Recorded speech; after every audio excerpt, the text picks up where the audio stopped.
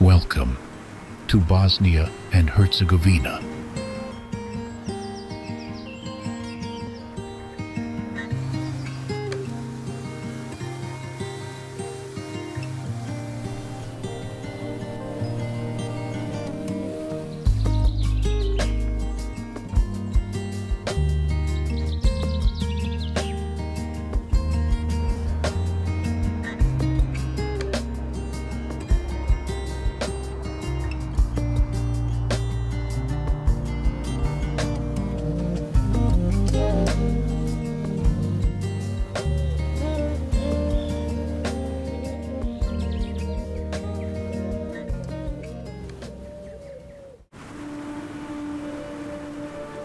Did you know that Bosnia and Herzegovina has more waterfalls than Italy, France, and Germany combined?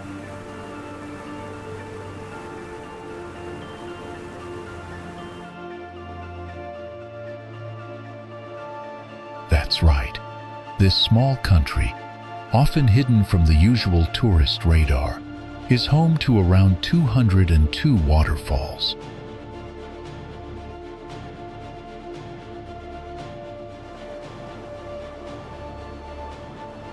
Imagine traveling through winding mountain roads, hearing the distant roar of water, and suddenly discovering another cascade tumbling down cliffs into emerald pools.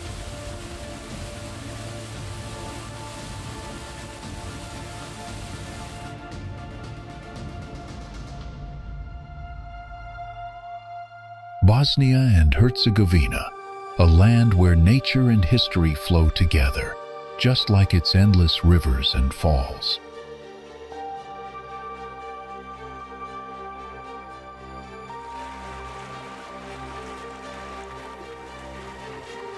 From medieval towns perched on hills to lush valleys filled with crystal water, this place feels like a secret waiting to be uncovered.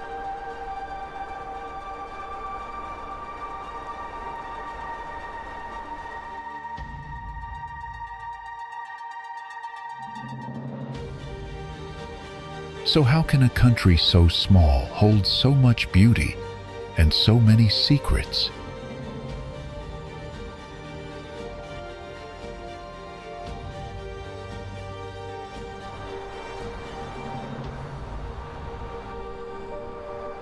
Stay with me, because what you're about to see will make you wonder why no one told you about Bosnia and Herzegovina before.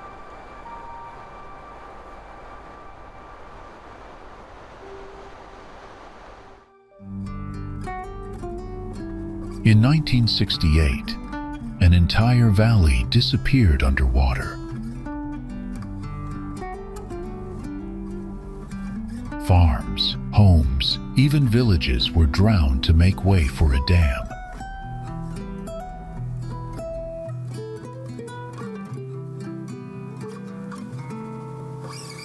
But what appeared in its place was Ramsko Lake, an artificial lake surrounded by steep green hills.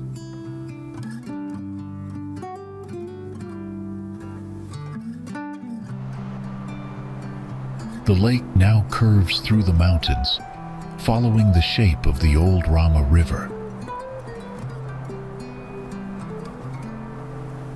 Its surface is still, cold and clear. The water holds steady at just around 7.5 degrees Celsius.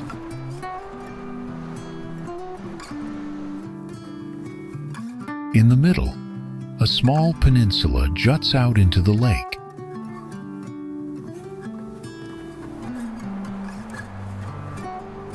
That's Ščit, home to a Franciscan monastery that dates back centuries.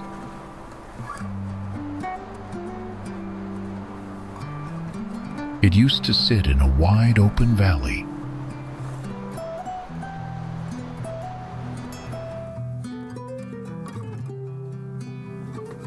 Now it feels like an island.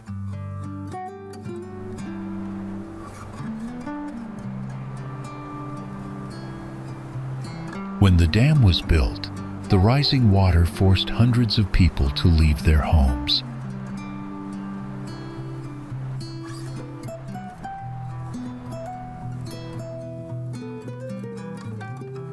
Some of the villages are still underwater, lost to the lake.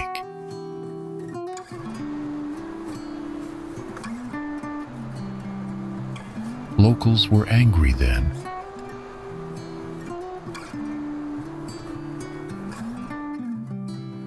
They lost fertile land, orchards, and quiet routines.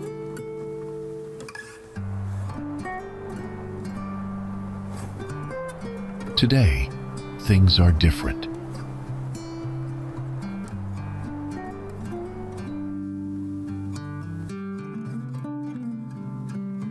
Ramsko Lake brings electricity, tourism, and even rowing teams who train on its calm waters.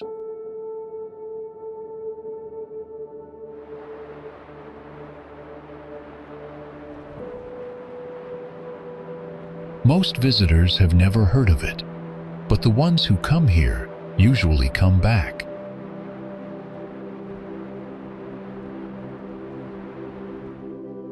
Now, before we move on, here's something to test your knowledge. Which empire ruled Bosnia for 400 years?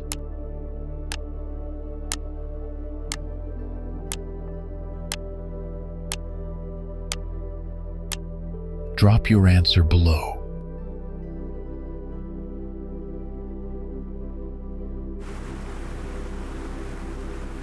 Kozice waterfalls are located near the town of Počitelj in central Bosnia and Herzegovina.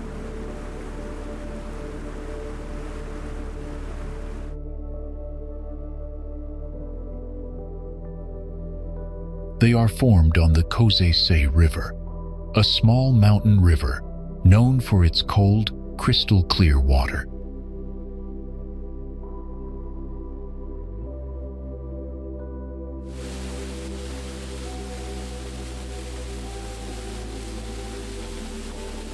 The site features several smaller waterfalls and 2 larger ones, with heights ranging from 5 to 20 meters.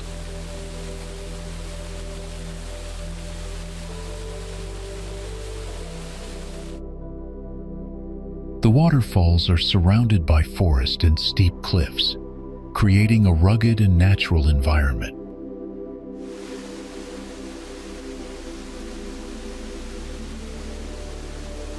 The area is popular among visitors who enjoy hiking, nature photography, and short day trips.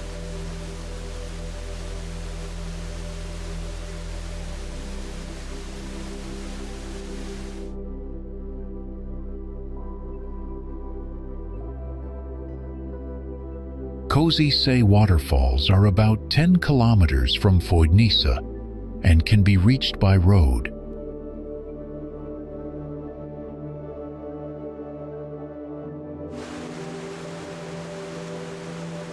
This location is part of a protected natural area, and it is known for its clean air, quiet setting, and unspoiled landscape.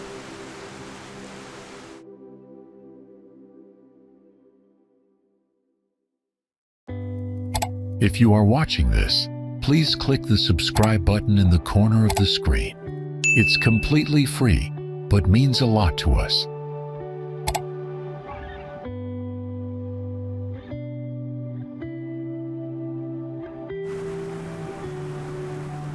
Kravica's 20 cascading streams fall into a perfect circle, as if the earth was drawing a sanctuary.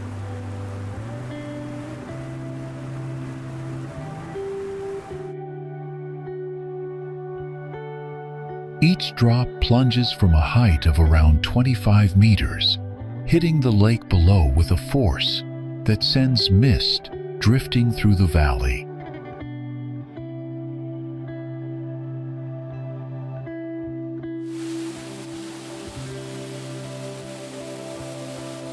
The base forms a natural amphitheater of water and stone, about 120 meters across, where the falls surround you on almost every side.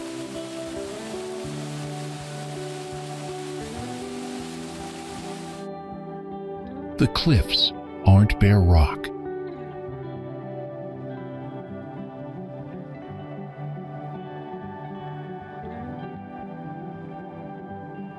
layered with tufa limestone, built over centuries by minerals carried in the river.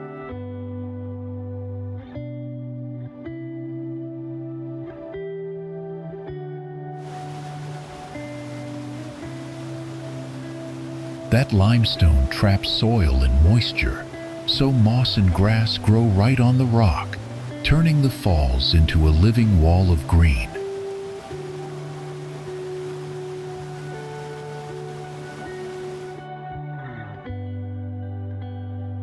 In spring, snowmelt from the mountains feeds the Trebinje River, and the falls spread wider and louder, drowning out every other sound nearby.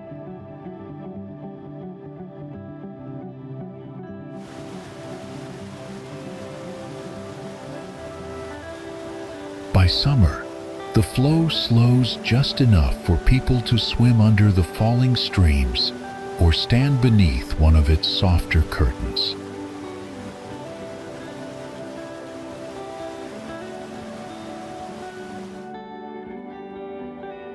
At midday, when the sun is at its peak, droplets in the air catch the light and form faint rainbows over the pool.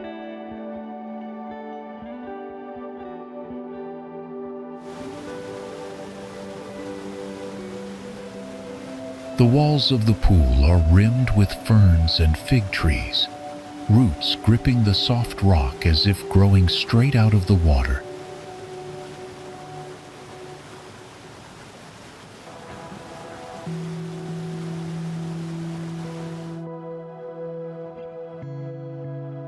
Every part of Kravica feels in motion, the streams falling, the moss spreading, and the stone itself slowly forming beneath the flow.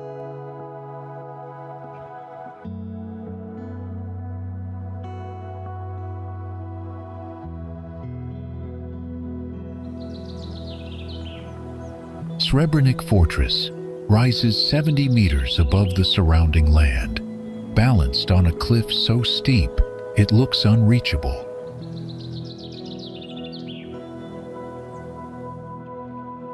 Its only entrance was once a narrow wooden bridge, which made every invasion a gamble.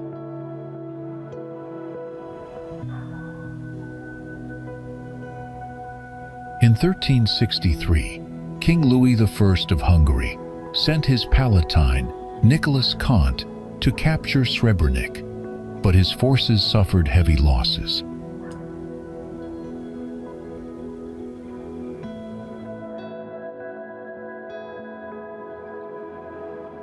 Over the next decades, the fortress switched hands repeatedly, sometimes taken by siege, other times offered as a royal gift.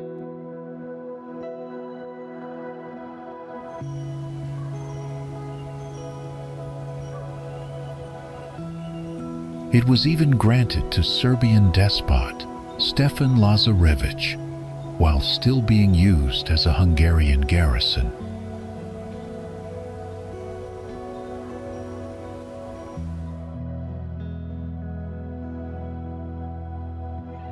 When the Ottomans arrived in the early 1500s, their first attack failed due to an epidemic and lack of supplies.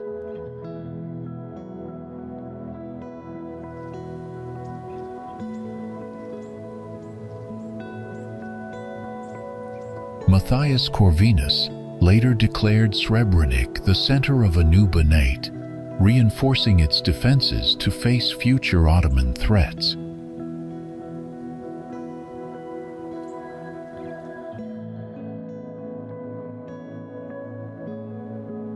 Abandoned as a garrison in 1835, its 4 towers and stone walls still cling tightly to the rock.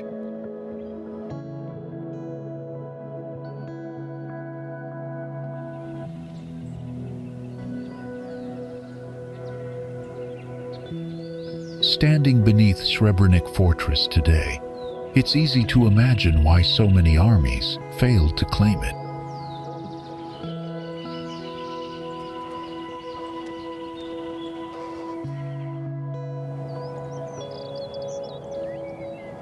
Veliko Lake lies in the valley of the Pliva River, between the town of Jajce and the village of Jezero.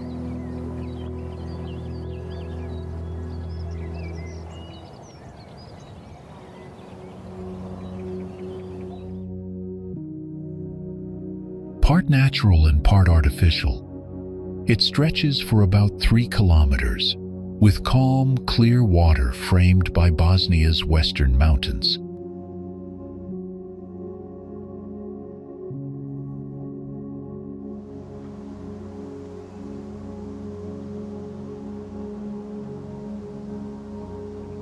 Its depth reaches 36 meters, making it one of the largest lakes of its kind in the country.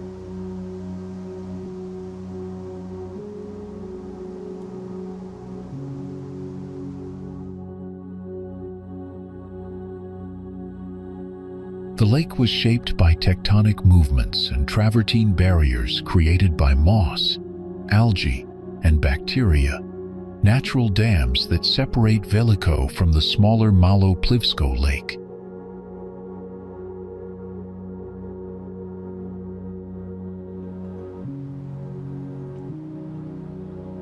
In 1963, its steady water conditions drew the European and World Kayak and Canoe Championships here, and it remains a venue for rowing, swimming, and fishing competitions throughout the year.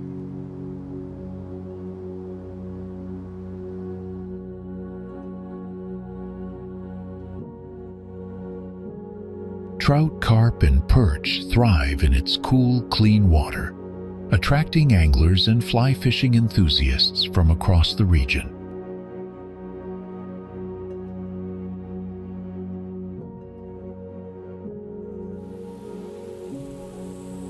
Perched on a steep hilltop above the valley, Kuslat Mosque seems to float like an eagle's nest in the sky.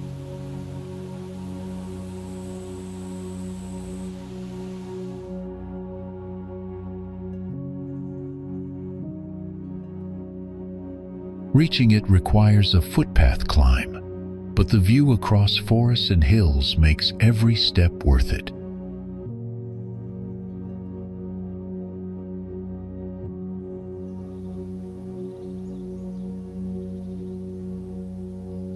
This small mosque is believed to be the oldest in Bosnia and Herzegovina, dating back to around 1460.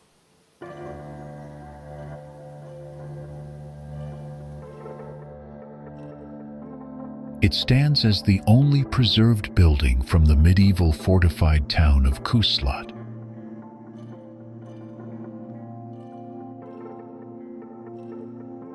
The settlement itself sat on key Roman roads linking Srebrenica, Dubrovnik, and central Bosnia.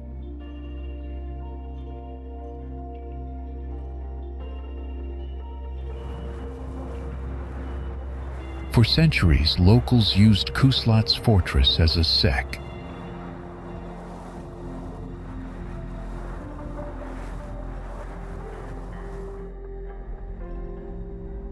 Jahorina rises above Sarajevo as one of Bosnia's most famous mountains, with its highest peak, Ogor Jelica, reaching 1,916 meters.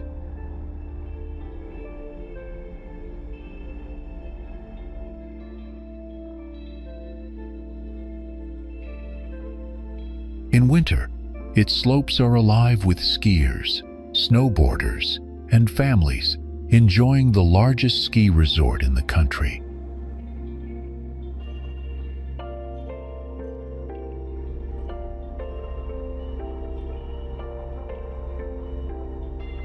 This same mountain hosted the women's alpine skiing events during the 1984 Winter Olympics, bringing the world's spotlight here.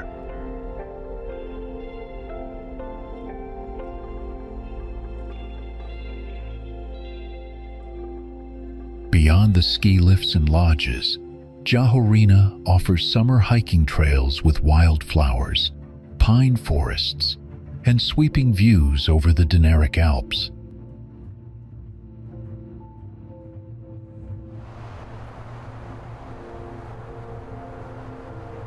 But this beauty also hides reminders of Bosnia's turbulent past. During the war, the mountain was used as a base in the siege of Sarajevo.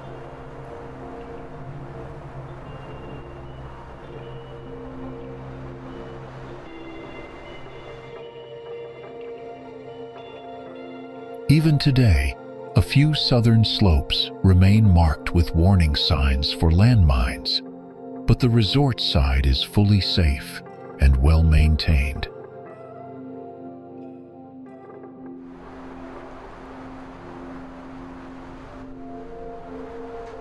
Decades of demining work have allowed outdoor adventures to flourish again, from paragliding to mountain biking.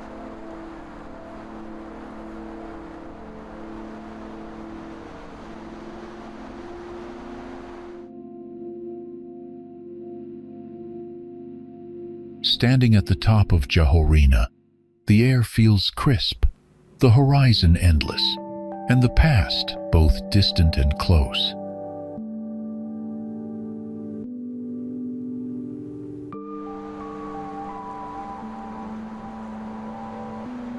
Is this amazing place on your travel list now? Comment 1 if you've been, or 2 if it just made your must-see list.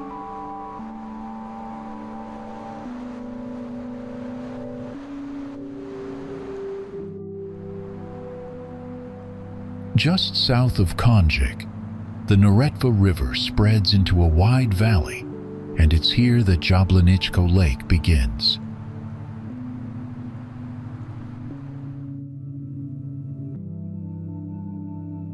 It's not a natural lake, but a reservoir created in 1953 after the construction of the Jablanicko Dam.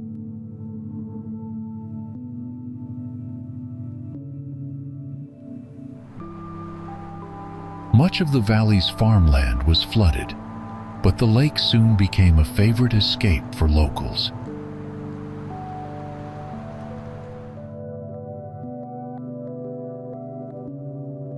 Stretching 30 kilometers, with curves and inlets, it offers space for swimming, boating, and especially fishing.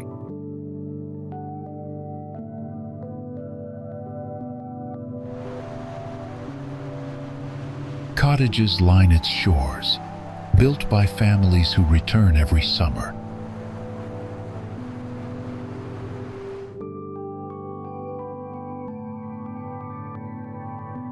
Thirteen types of fish live in the lake, but over time, its ecosystem has changed.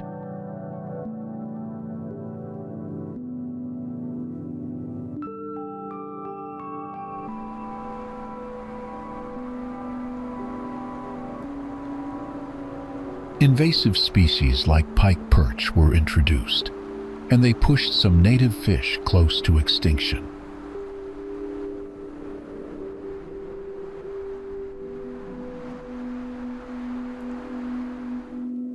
And in 2024, during a severe drought, large parts of the lake dried up.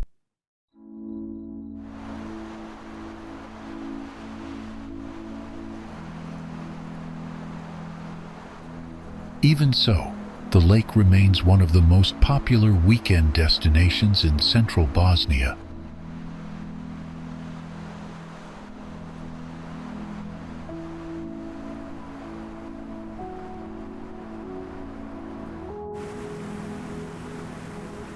There's a river in Europe whose source lies nearly 250 meters underground.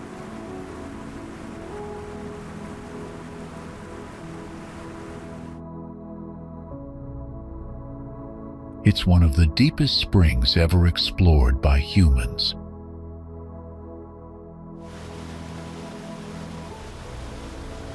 That river is called Una, and it still flows today, forming the natural border between Bosnia and Herzegovina and Croatia.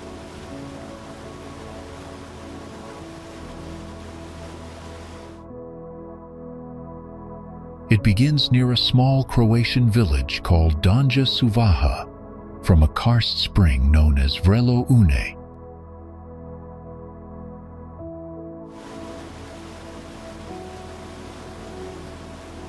The spring is quiet, still, almost hidden, surrounded by thick forest and steep limestone cliffs.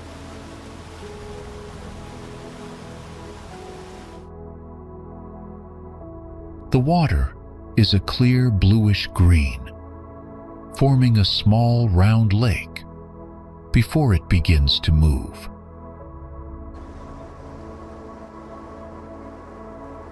Just 20 meters from the source, it drops down its first small waterfall. Scientists have measured her spring at depths of 248 meters, making it the deepest explored spring in the Dinaric Karst region and the 5th deepest in the world.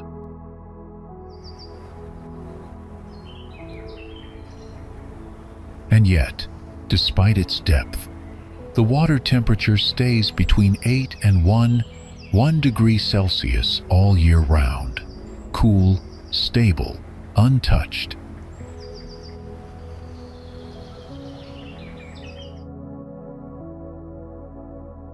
It travels through layers of stone, filters through cracks, and slowly rises to the surface.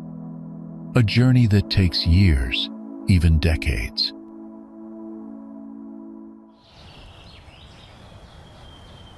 The Una River stretches over 200 kilometers, winding past waterfalls, old towns, and wild forests.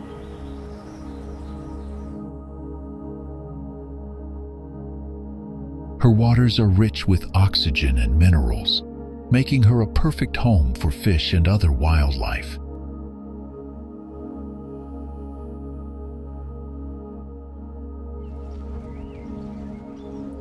In the heart of Bosnia and Herzegovina lies a city that rose from war and ruin, and today it shines with history and hope.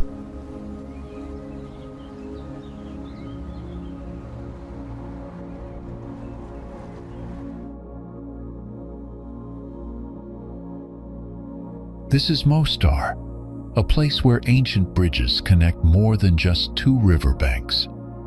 They connect cultures, stories, and hearts.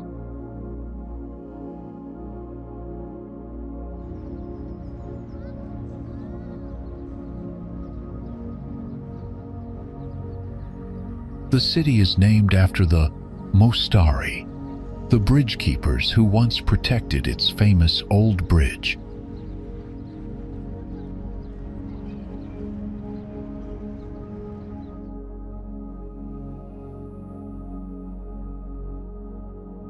Built in the 16th century by order of Sultan Suleiman the Magnificent, this stone bridge became the pride of the Ottoman Empire.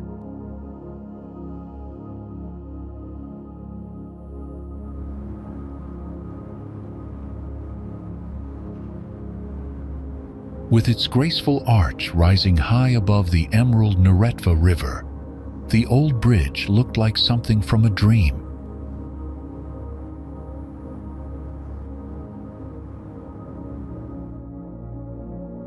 For centuries, people from different faiths and backgrounds lived side by side here. Muslims, Christians, and Jews.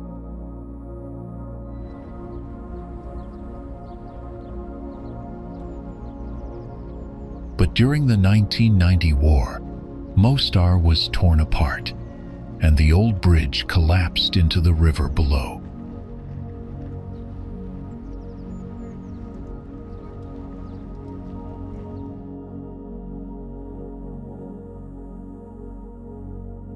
Years later, the world came together to rebuild it, stone by stone, just as it once was.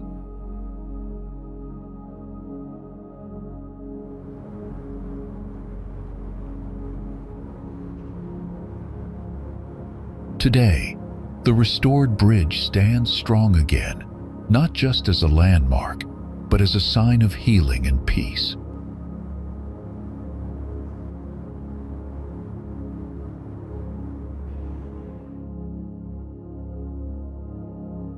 Strolling through the cobbled old town feels like stepping back in time, with Ottoman-style houses, cozy cafes, and artisan shops all around.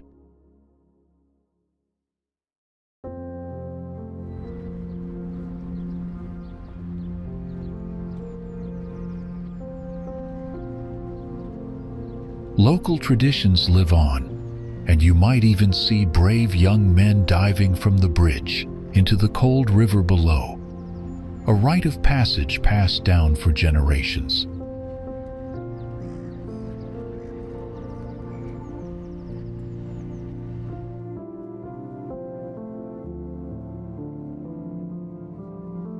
Mostar is more than a pretty postcard.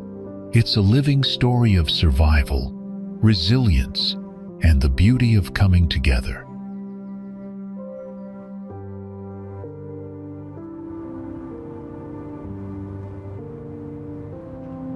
We pull info from many sources.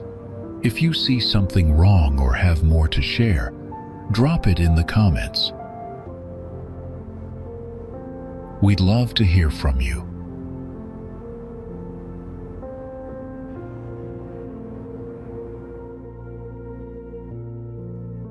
On the gentle cascade where the Pliva River flows between two lakes, a cluster of tiny wooden huts balances on stilts above the water.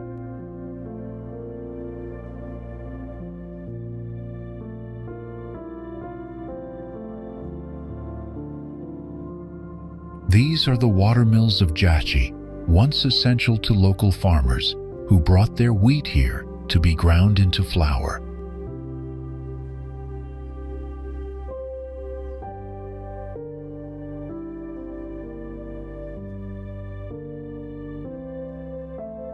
Instead of one large wheel, each hut used its own small mill, combining the river's diffuse flow into surprising power.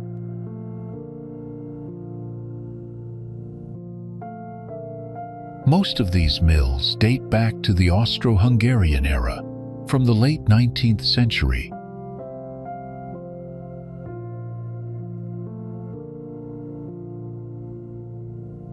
Walking the narrow wooden boardwalks that connect them, you feel as though you've stepped into a village from a storybook.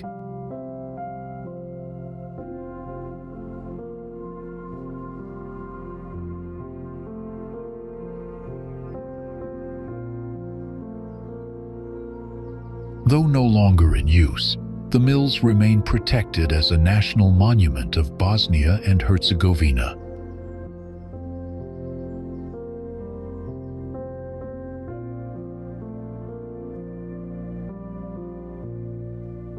Today, visitors pause for photos, picnics, and a quiet glimpse into rural traditions, nearly forgotten.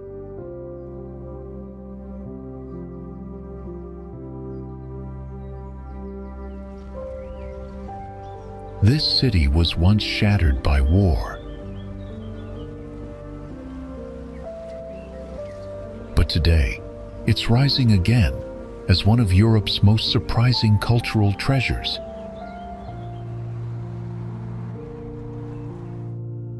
Sarajevo, the capital of Bosnia and Herzegovina, lies quietly in a valley, surrounded by the jagged peaks of the Dinaric Alps.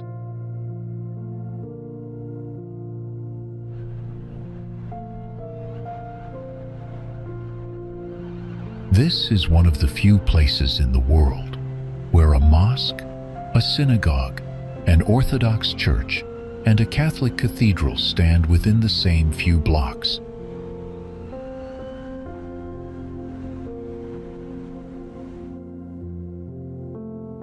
For centuries, Sarajevo has been a place of layered identities, shaped by the Ottomans, ruled by the Austro-Hungarians, and later folded into Yugoslavia.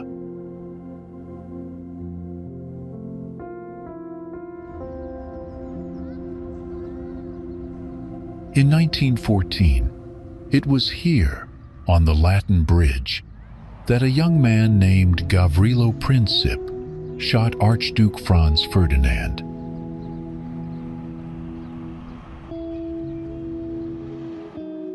That moment triggered World War I and changed the course of the 20th century.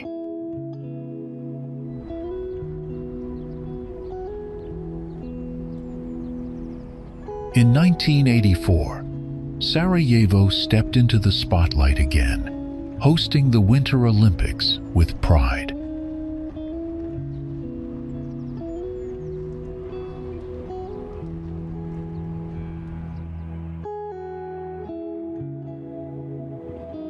From 1992 to 1996, Sarajevo endured 1,425 days of shelling and sniper fire, the longest siege of a capital city in modern warfare.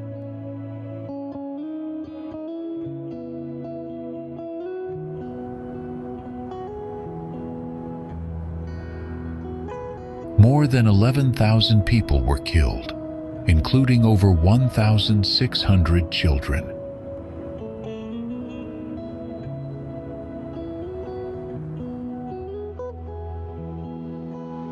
Even today, you can still see bullet holes in the walls. Sidewalks are marked with red resin, Sarajevo roses, filling the scars left by mortar blasts.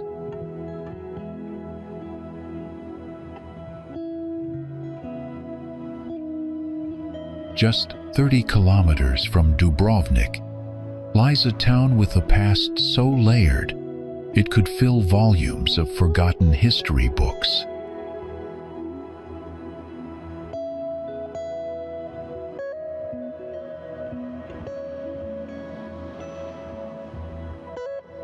This is Trebinje, Bosnia and Herzegovina's southernmost gem, where ancient roads once led from Ragusa to Constantinople.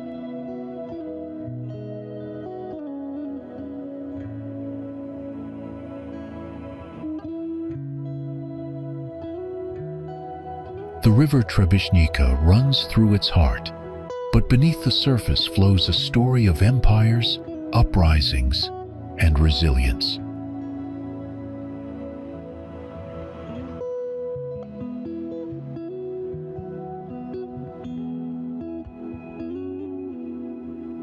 Trebinje was once called Tribulium, the place of three hills, and for centuries it stood as a gateway between east and west.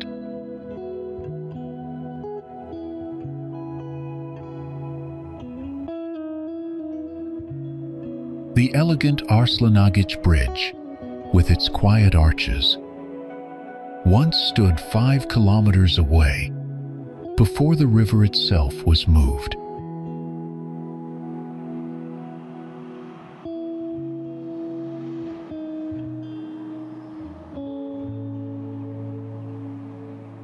The town passed through many hands: Serbs, Bosnians, Ottomans, Austro-Hungarians, each leaving their mark in stone and story.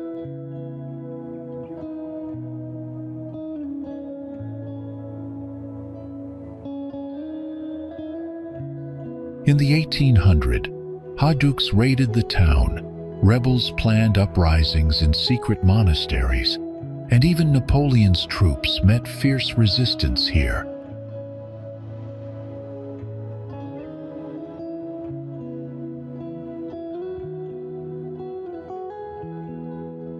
Life in Trebinje hasn't always been peaceful. During the World Wars and the Bosnian War, the city endured deep pain and loss.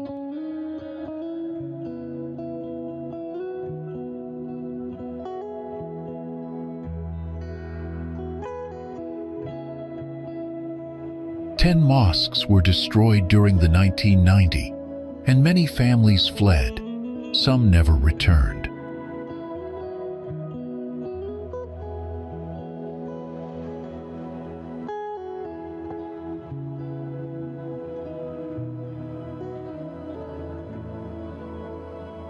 But still, Trebinje stands softer now and quietly beautiful.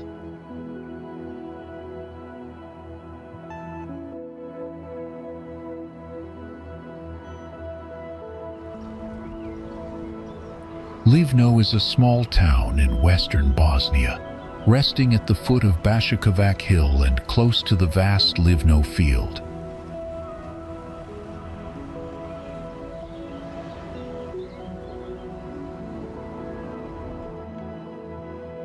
Archaeological evidence shows people have lived in this area since around 2000 BC, including the Illyrian tribe known as the Dalmatai.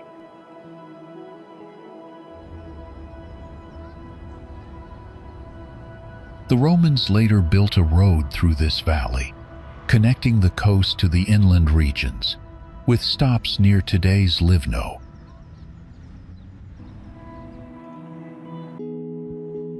The town was officially mentioned in a document from the year 892 and later became part of the medieval Bosnian kingdom.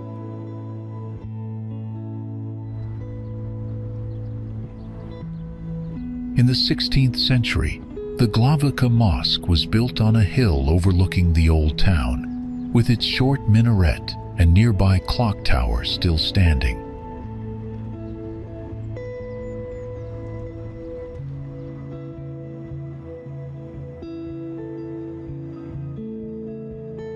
Ottoman, Austro-Hungarian and Yugoslav periods all left their marks on Livno's buildings, streets and customs.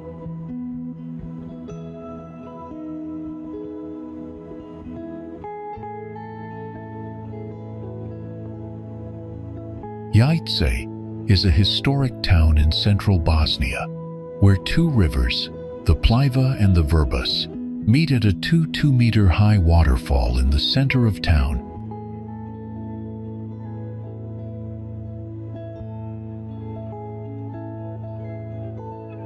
Jajce is a historic town in central Bosnia, where two rivers, the Pliva and the Vrbas, meet at a 22-meter-high waterfall in the center of town.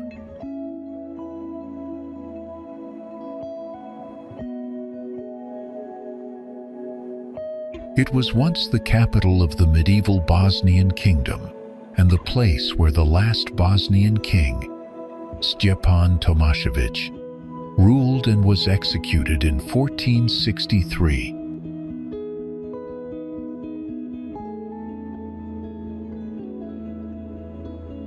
Above the old town, a large stone fortress still stands, surrounded by ancient city walls, narrow streets, and gates built in the 14th century.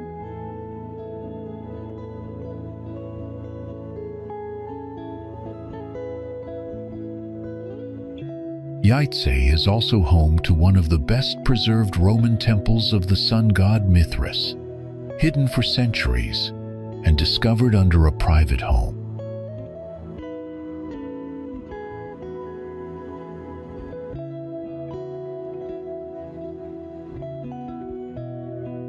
In 1943, Jajce became the birthplace of modern Yugoslavia, when leaders gathered here to create a new federal state during World War II.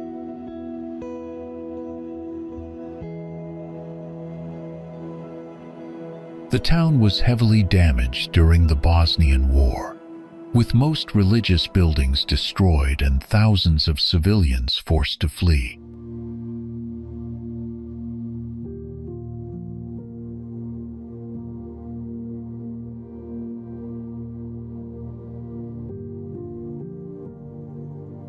Today, parts of Jajce have been rebuilt, including the traditional houses near the waterfall, with support from international heritage groups.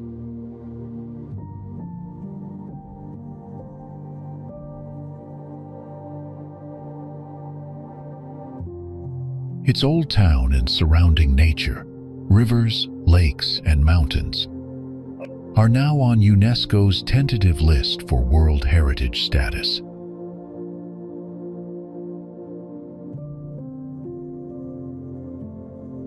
Despite its difficult past, Jajce remains one of Bosnia's most striking historic towns.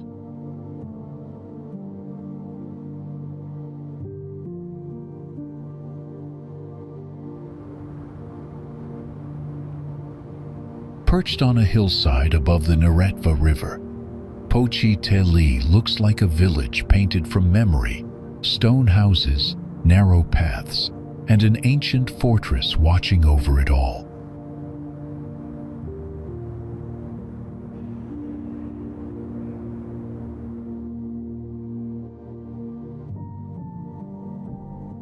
Its earliest walls were built in the Middle Ages, but everything changed in 1471 when the Ottomans captured the town and reshaped it in their image.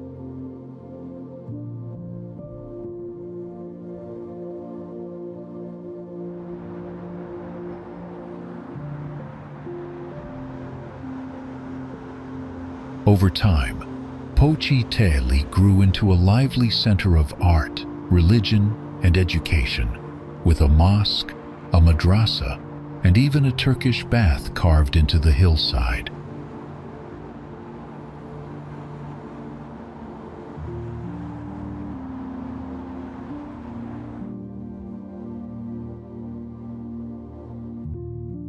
But in the 1990s, war swept through the region, and many of the village's historic buildings were damaged, abandoned, or left to crumble.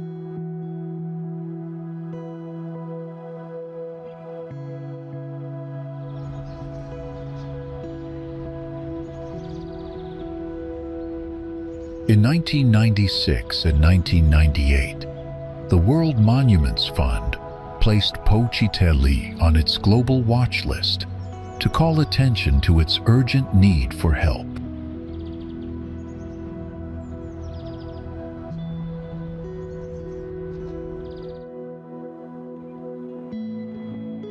Thanks to years of international support and local care, many of the village's treasures have been restored and reopened.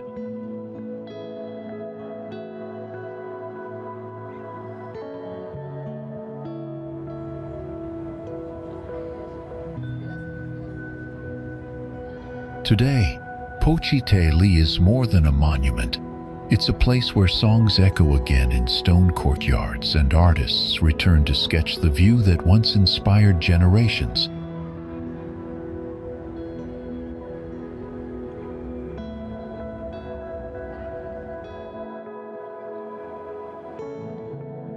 Jablanicko is a small town in Herzegovina, resting on the Neretva River and the long, calm waters of Jablanicko Lake.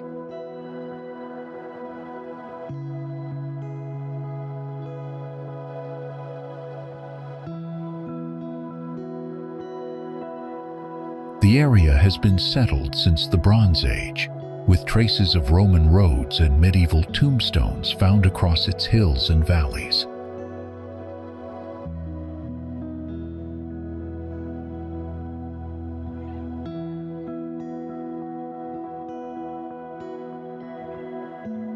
In the Middle Ages, this route became an important caravan road, linking Bosnia with the Adriatic port of Dubrovnik.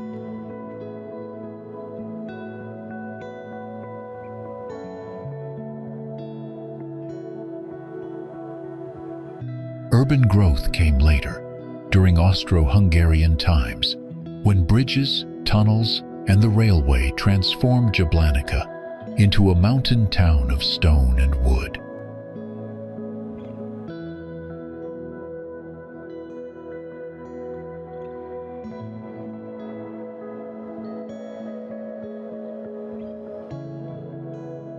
The most famous event in its modern history happened during World War II, when partisan forces destroyed the railway bridge over the Neretva to stop enemy troops.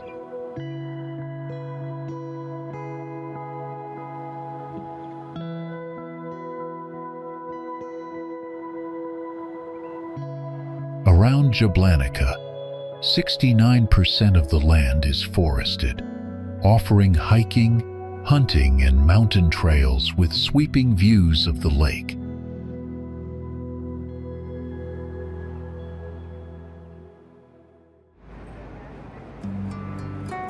Trebišnjica River flows through southern Bosnia and Herzegovina and is one of the longest sinking rivers in the world,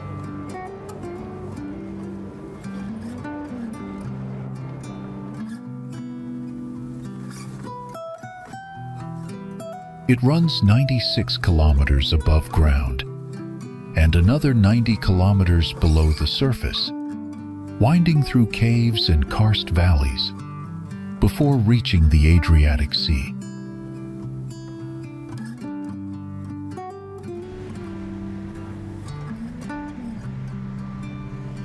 The river begins near the town of Bilica, where powerful springs like Dejanova Pećina send clear water rushing to the surface.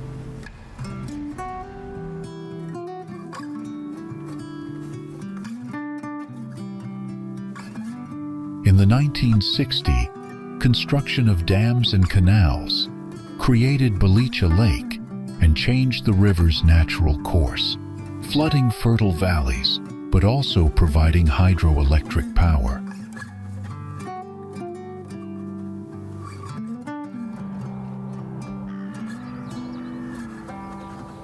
Before these changes, Trebišnjica held the title of the world's longest natural underground river.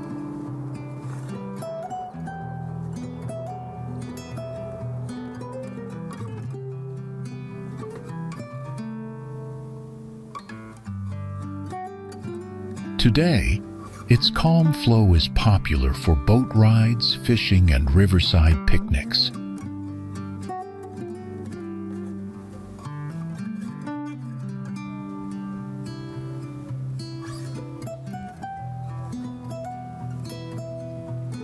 Bridges such as the Ivo Andrić Bridge and the Old Stone Bridge add history and charm along its banks.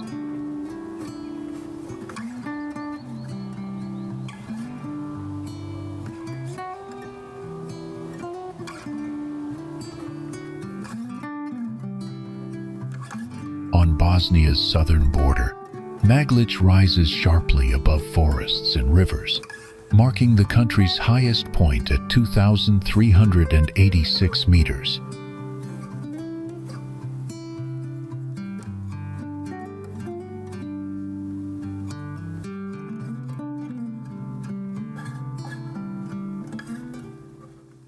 Its twin peak, just 2 meters higher, stands in neighboring Montenegro, creating a shared mountain ridge.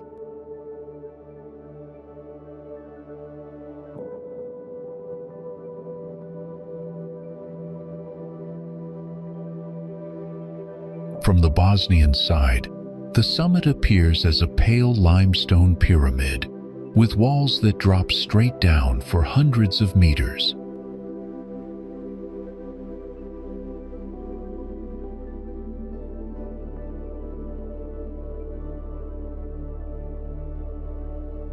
Most hikers reach it by a steep trail with cables fixed into the rock, a route that demands careful climbing.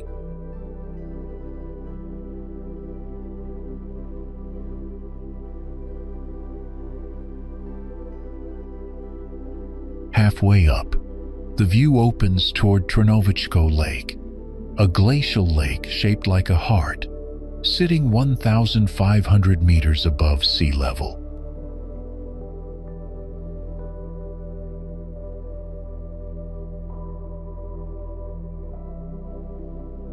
On clear days, the ridges of Volujac and Bioch stretch far into the distance beyond the lake.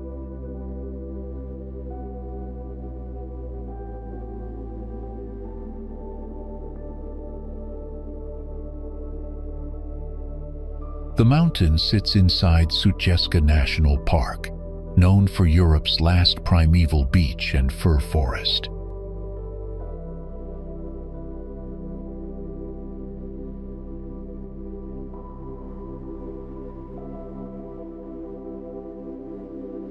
Wildlife like chamois, bears, and golden eagles still live undisturbed in these slopes and valleys.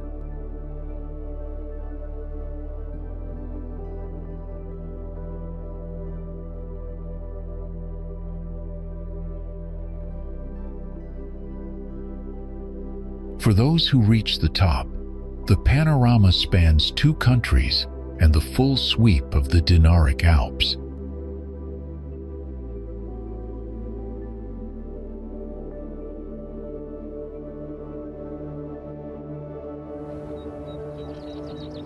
From the top of Krkvina Hill, Trebinje stretches out below, framed by the winding Trebišnjica River and its stone bridges.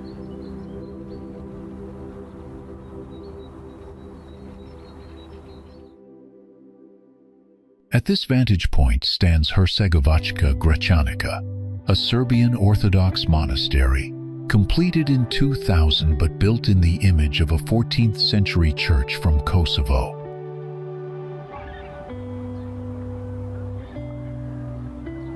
Beneath the church floor rests Jovan Dučić, the poet and diplomat who requested in his will to be buried on a hill above Trebinje, in a church like the one in Kosovo.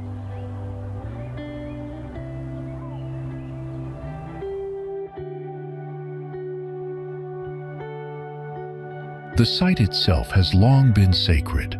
Centuries earlier, a medieval church dedicated to St. Michael stood in this same place.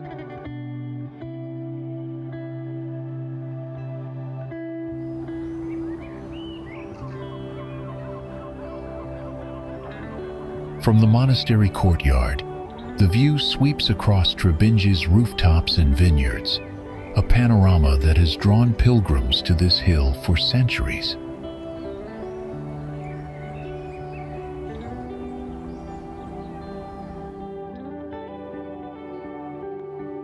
Beneath a vertical cliff, a spring bursts from the rock and forms the source of a river that never runs dry.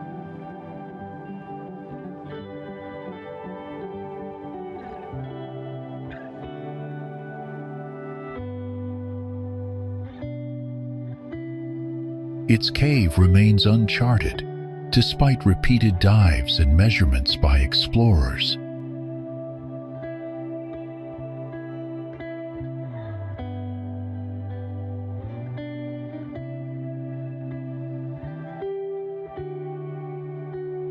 In 1520, a Sufi order chose this remote location to build a retreat for prayer and meditation.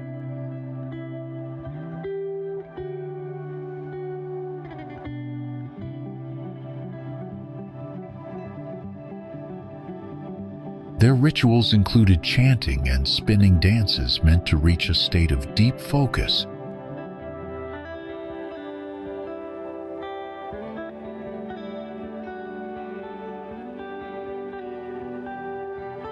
The building's plain white walls were designed to avoid distraction from reflection and study.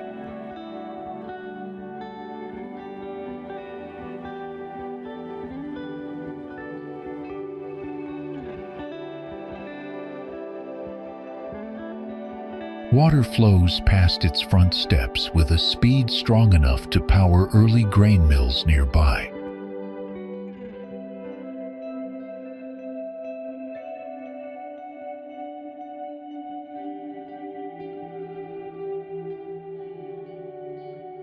Records mention that its wooden floors were replaced 3 times due to constant humidity from the river.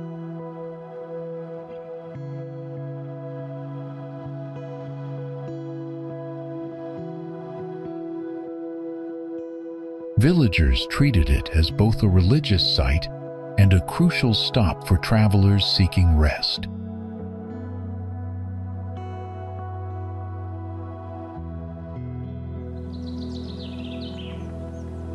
This 17th century mosque was built on top of a channel of the Radobolja stream.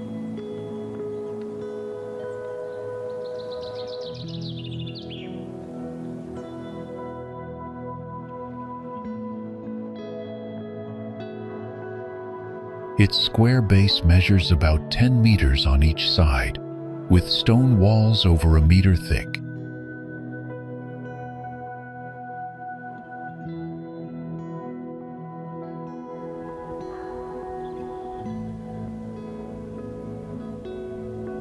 A wooden porch supported by 12 pillars was added for shade, doubling as a gathering space.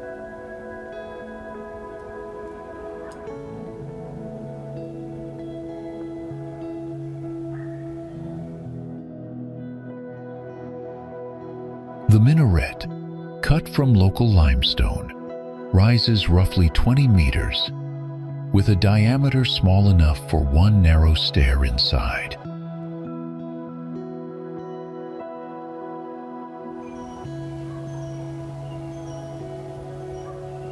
From the bridge nearby, its pointed minaret lines up almost perfectly with the ridges of surrounding hills.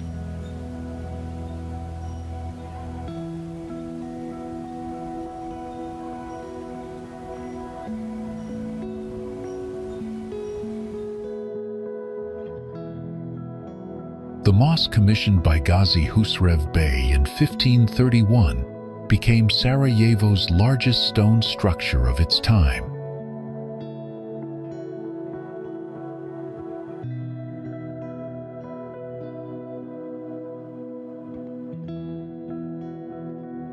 Its main dome reaches 24 meters in height and required a ring of heavy stone ribs to hold its weight.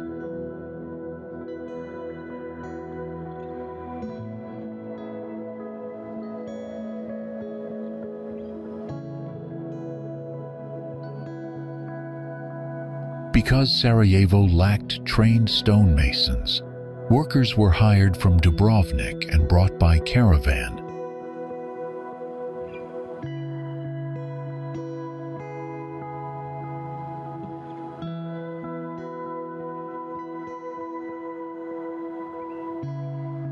They carved limestone blocks on site, locking them together with iron clamps sealed in lead.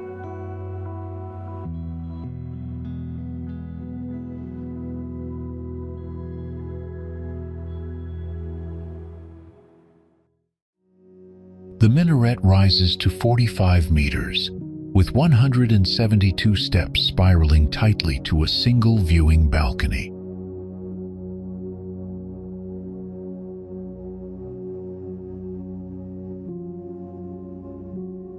Records from Dubrovnik's archives list the names of 5 stonemasons who received advance payment for this job.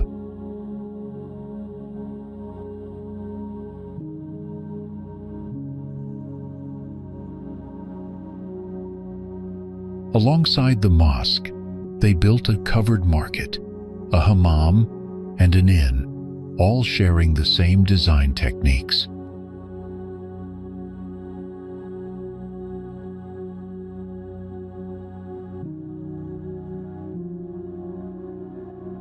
This group's experience in maritime construction influenced how they managed water drainage and roof weight.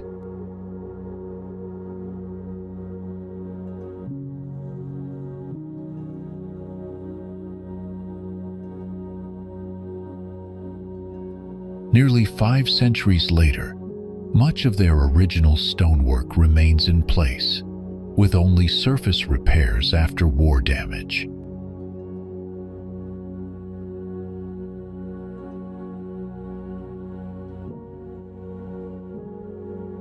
During later earthquakes, the dome survived with minimal cracking because of flexible timber ties hidden within the stone.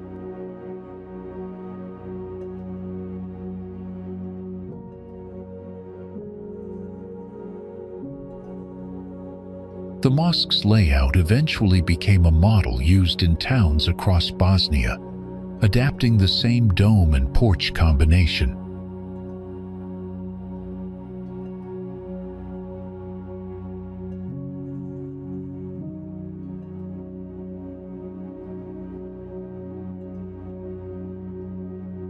Archival drawings of its cross-section are now kept in museums as reference for Ottoman engineering in the Balkans.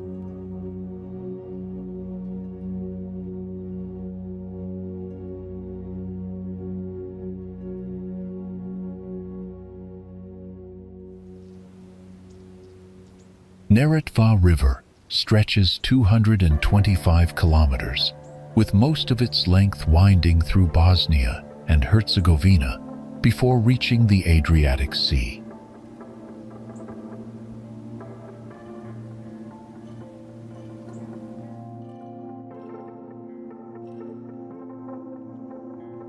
Its source lies high in the Dinaric Alps, where 5 small springs join beneath Zelengora and Srebrenik Mountains.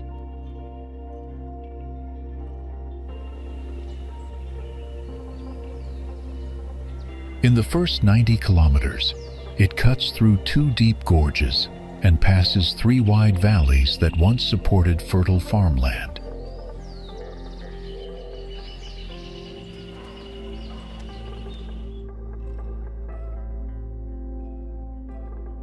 The porous karst terrain connects it to the Trebišnjica River, making it one of the largest drinking water sources in the Balkans.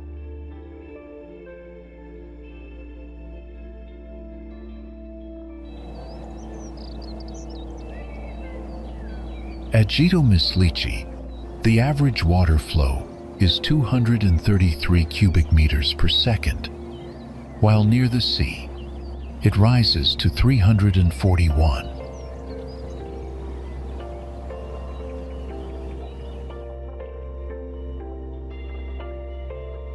The river's name likely comes from the ancient root nur, meaning to dive, a reference to its clear depth.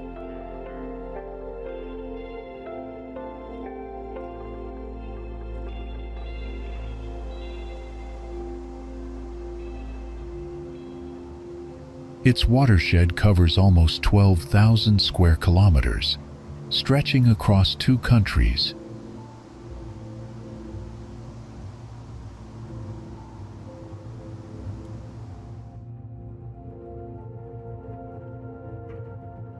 Because of its clarity and steady temperature, it supports rare fish species found nowhere else in Europe.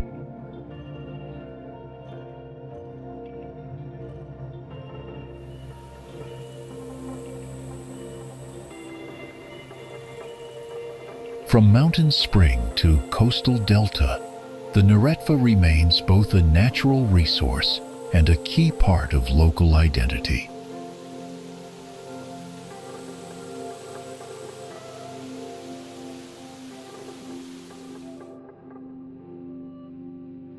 Built in 1383 by King Tvrtko I, this fortress was intended to secure trade routes, linking the Adriatic coast to inland Bosnia.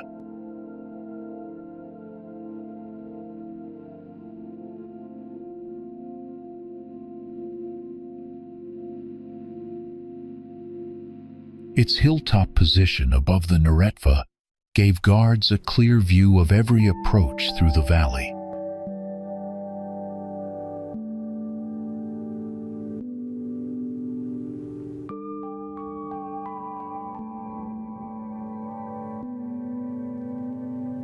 In the late 15th century, Hungarian forces strengthened the walls to resist Ottoman attacks, adding new towers and gates.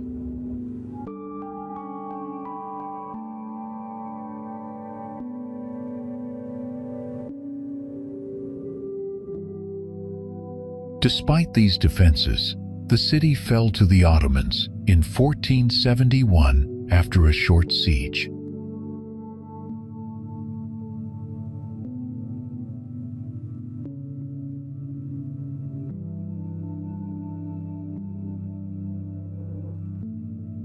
The Hagia Elijah Mosque and the Madrasa were built in the 16th century, turning the site into a cultural center.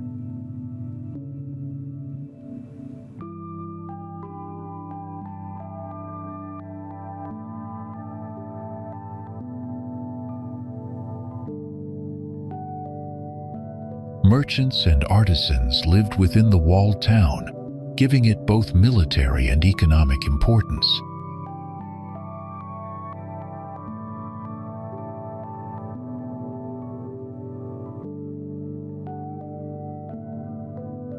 When Austro-Hungary took over in 1878, Počitelj lost its strategic value and many residents moved away.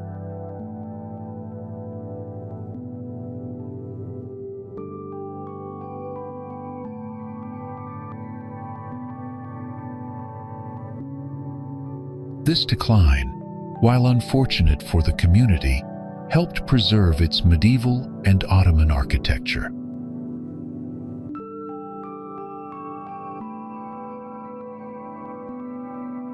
Restoration projects in the 20th century rebuilt collapsed walls and stabilized the stone keep.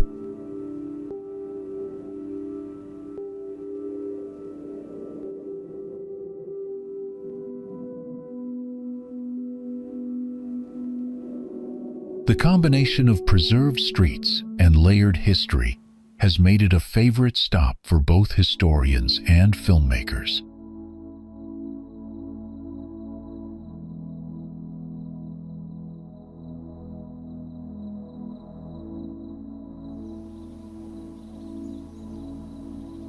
Neum holds Bosnia and Herzegovina's only 20-kilometer stretch of Adriatic coastline.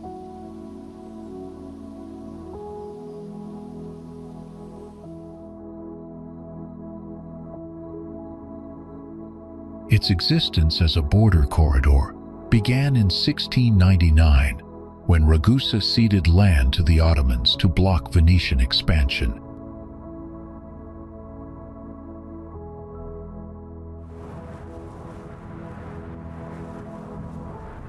The Ottomans kept control for 179 years before Austria-Hungary gained the region in 1878.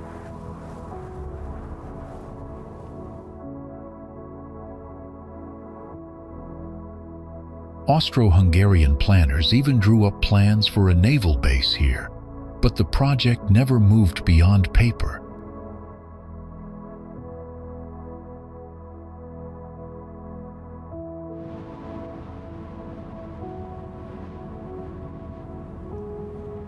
After World War I, Neum became part of the Kingdom of Serbs, Croats, and Slovenes, later known as Yugoslavia.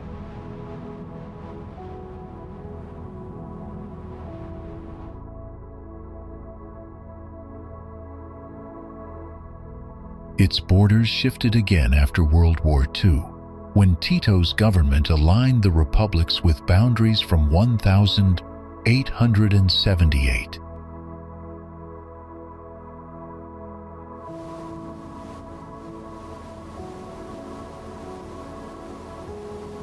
This is why Neum remained Bosnia's link to the sea after Yugoslavia dissolved in the 1990s.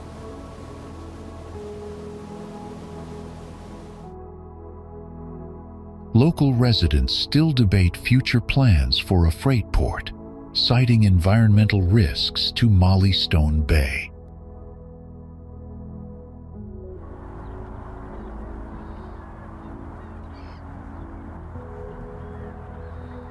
Even so, Neum remains a rare mix of political history and seaside views found nowhere else in the country.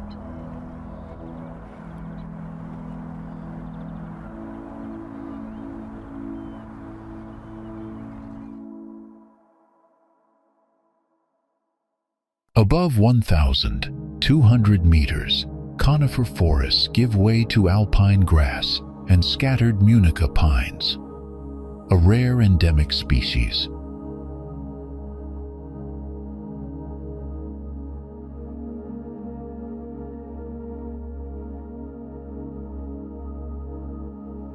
Wild chamois roam freely across these slopes, well adapted to the harsh winters.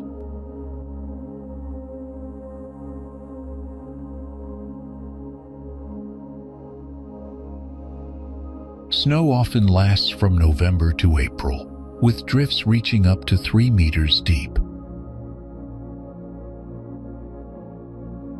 Čvrsnica offers one of Bosnia's most striking mountain landscapes.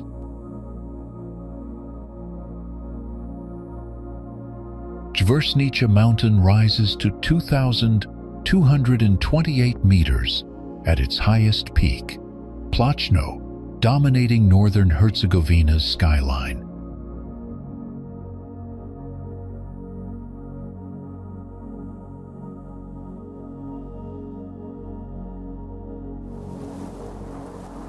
Perched high above the Una River Valley, Ostrovica Castle commands sweeping views of Kulen Vakuf below.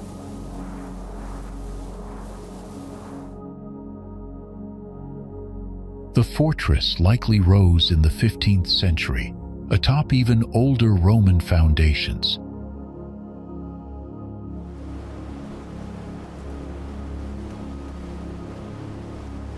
Its first written record comes from 1407, when King Ladislaus of Naples granted it to Bosnian Grand Duke Sandal Zranić.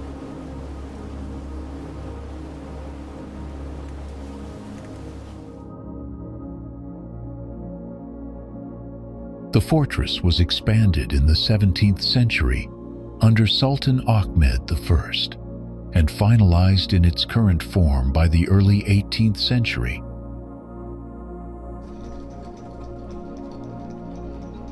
It endured repeated sieges by Habsburg forces in 1560, 1698, 1737, 1789, and 1834, but never fell.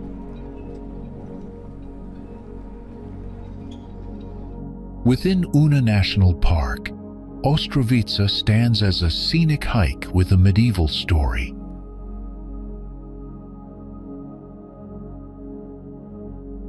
Konjic lies along the emerald Neretva River, surrounded by thick forests and mountain peaks.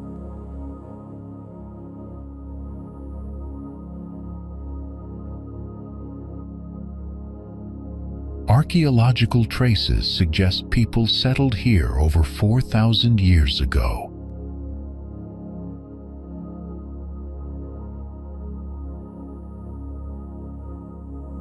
The town first appeared in written records in 1382 under the Republic of Ragusa.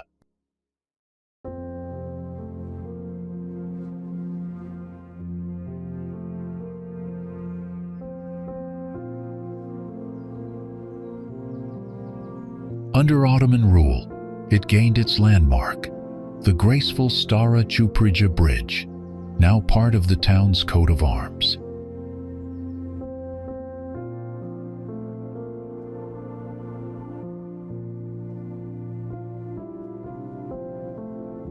During the Bosnian War in 1992, Konjic's strategic position made it a target of prolonged shelling.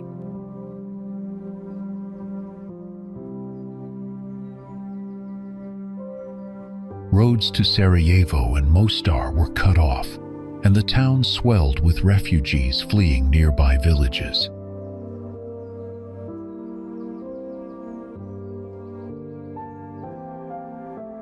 Despite this dark chapter, Konjic today is a peaceful mix of Ottoman heritage and wartime memory.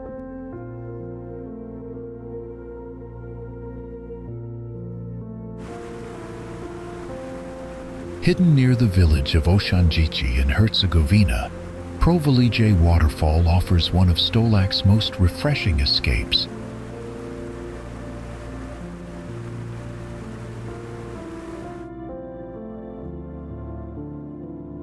Its waters drop about 7 meters, but stretch nearly 50 meters wide, forming a gentle, curtain-like cascade. Surrounded by thick greenery and rocky cliffs, it creates a cool oasis.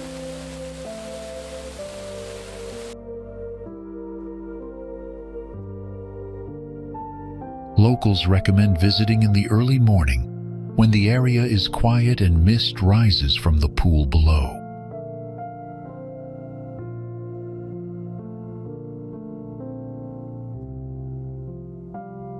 Banja Luka, Bosnia and Herzegovina's second-largest city, lies along the fast-flowing Vrbas River in the northwestern Bosanska Krajina region.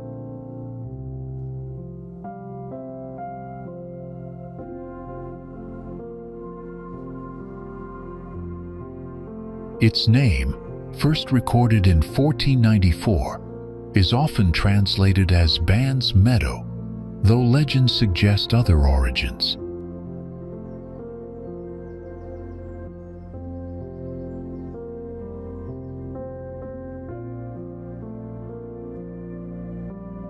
With over 180,000 residents, it blends lively markets, universities, and government institutions with tree-lined streets and riverfront parks.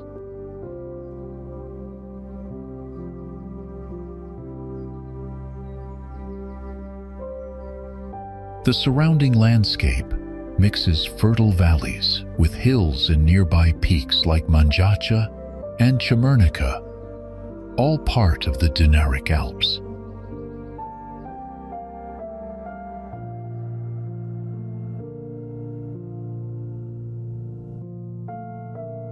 Centuries of history have left Ottoman mosques, Austro-Hungarian facades, and Orthodox churches side by side.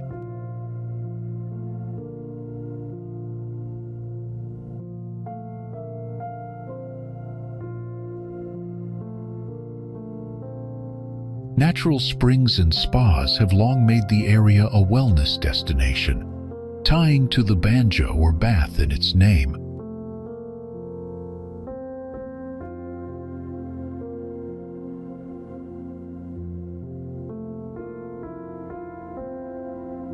Modern Banja Luka has rebuilt much of its cultural life since the 1990s war, with open squares and cafes buzzing day and night.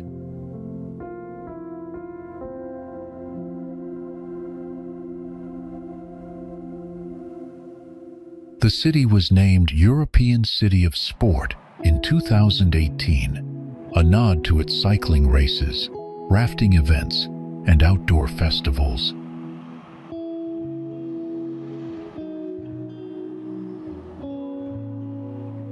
Nearby mountains and rivers offer quick escapes for hiking, skiing, or kayaking.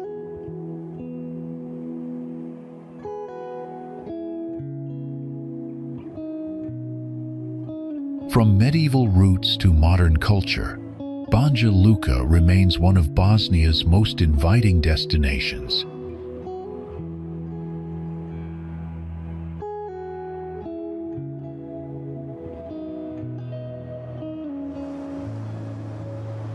High on the slopes of Jablanicko Mountain, at nearly 1,500 meters, lies Ljutomir, the highest and most remote village in Bosnia and Herzegovina.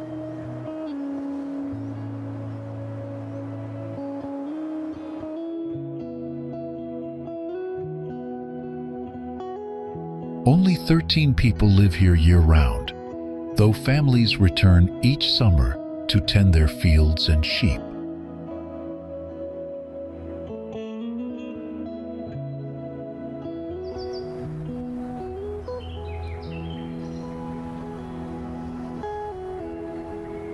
Stone houses with wooden tiled roofs cluster together against the vast backdrop of sky and mountains.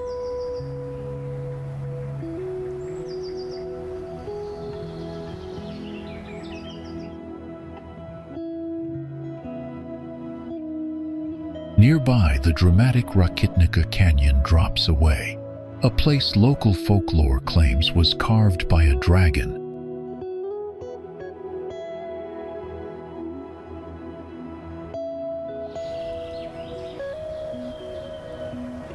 Scattered among the fields, medieval steci, stone tombs from the 14th century, stand as silent markers of centuries of life.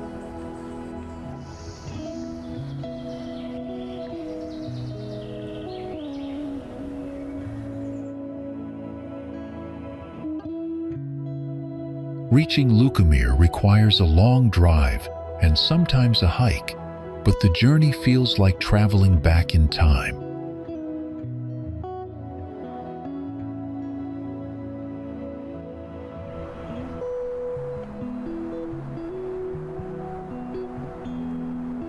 The village's isolation has preserved not only architecture, but also a slower rhythm of life.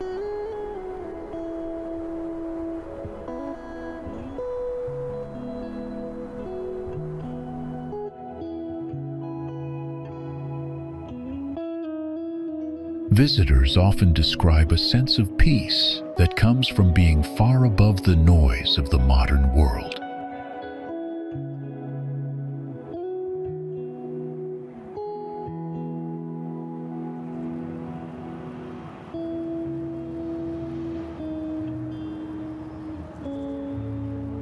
Even in its simplicity, the village carries an undeniable dignity, rooted in endurance and tradition.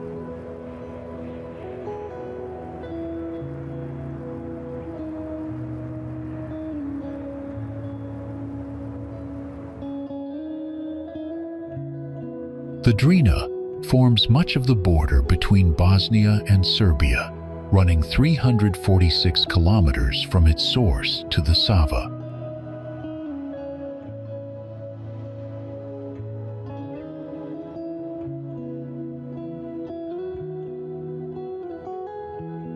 Its birth is dramatic. Two mountain rivers, the Tara and the Piva, collide between steep cliffs at Stjepan Polje.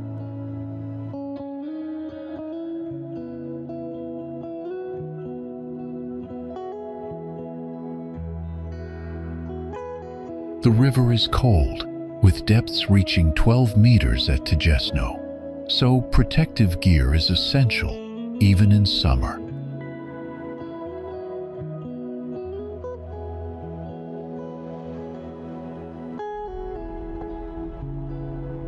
Above the town of Stolac, Vidoški Fortress rises across a rocky hilltop with sweeping views of the valley below.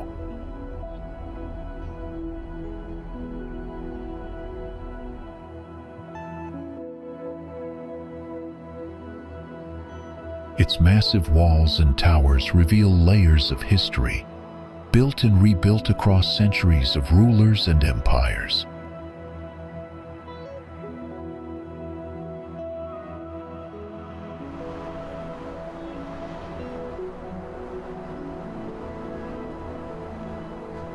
Archaeological remains suggest settlements here from the 1st and 2nd centuries, once part of the Roman municipium of Delentum.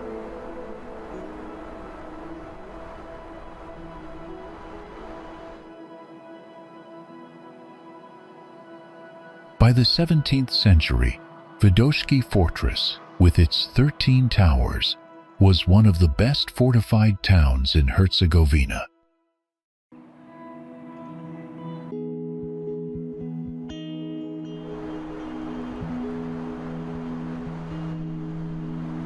Today, walking through its ruins, you can trace 10 separate ramparts, storehouses, and what was once a mosque.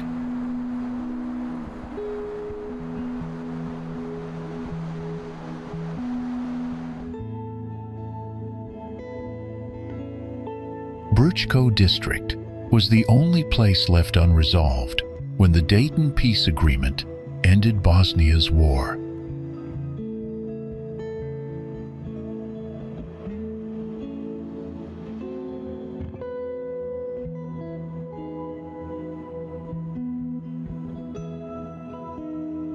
Its position on the Sava River made it too strategic to give to just one side, linking the east and west of the country.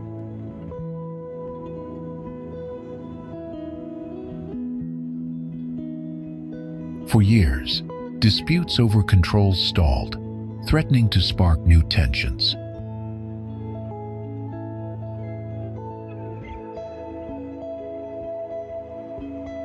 An international tribunal studied history, maps, and witness testimonies to decide its fate.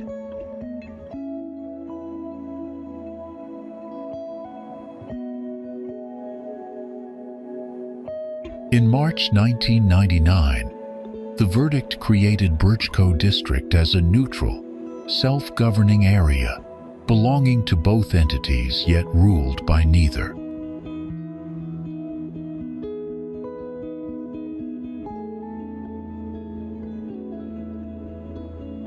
An American supervisor arrived to help set up laws, schools, and markets, turning a former flashpoint into a working model of coexistence.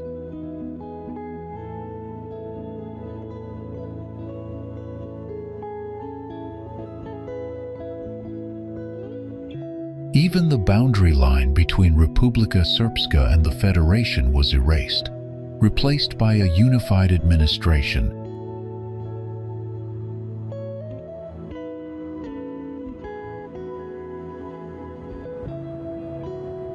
On a quiet night in 1992, the heart of Sarajevo was set on fire.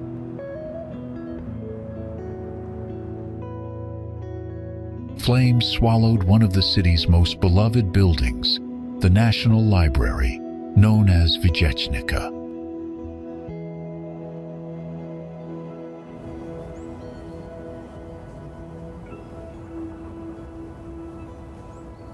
Inside, nearly 2 million books, manuscripts, and rare archives turned to ash.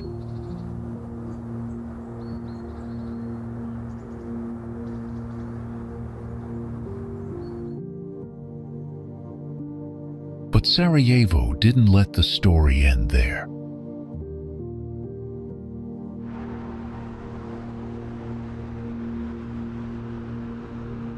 The library was rebuilt, carefully and lovingly, just like it once was.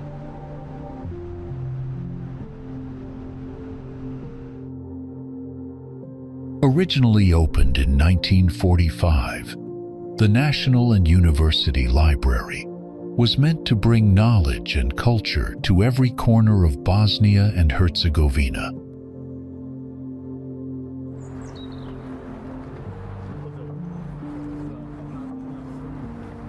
Its mission was clear: to preserve the history, language, and identity of the Bosnian people.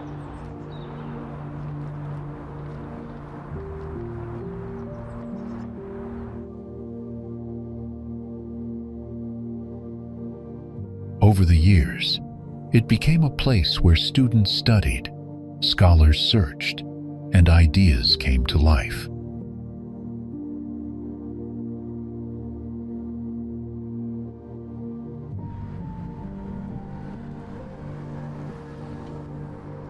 The architecture itself is stunning, a blend of Moorish design with bright colors, graceful arches, and grand halls.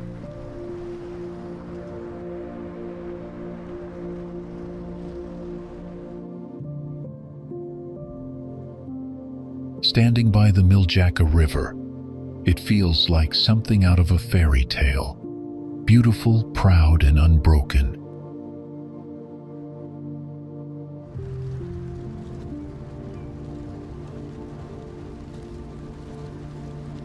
Inside, you can still find priceless collections, like the archives of historian Hamdija Kapicic.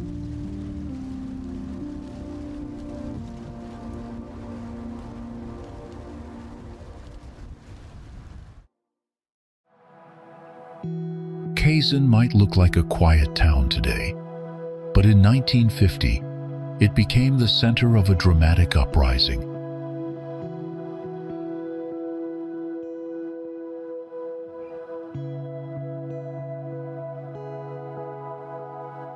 After a harsh drought ruined harvests, the Yugoslav government still demanded impossible grain quotas from local farmers.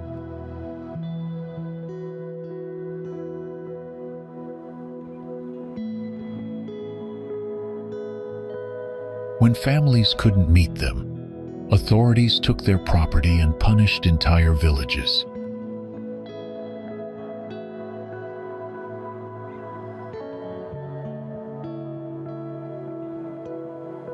On May 5th, Kazan's people rose up, fighting back with nothing but tools and determination.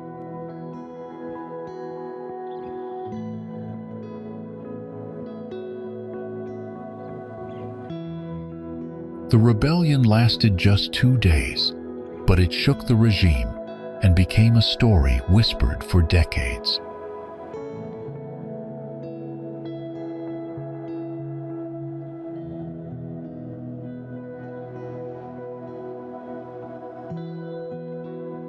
For years, the event was erased from textbooks, but historians now call it Europe's only peasant revolt of the Cold War.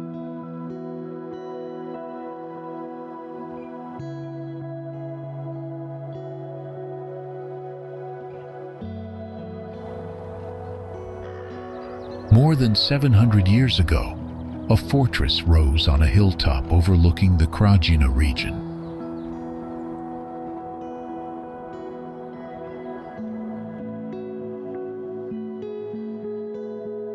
Its position was no accident. The hill gave it a perfect view of every movement through the valley.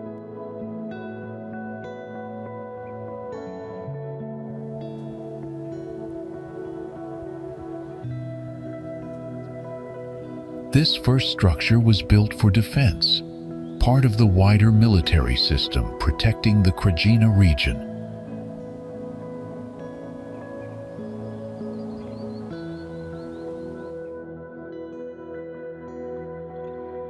When the Ottomans took control in the 16th century, they expanded the walls and turned the fortress into an administrative center.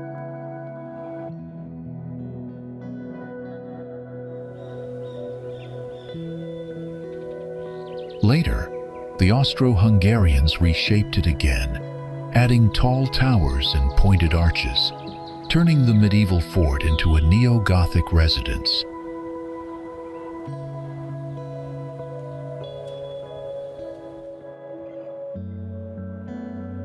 The palace we see today still carries these layers of history, from thick stone walls with loopholes to balconies built for noble life.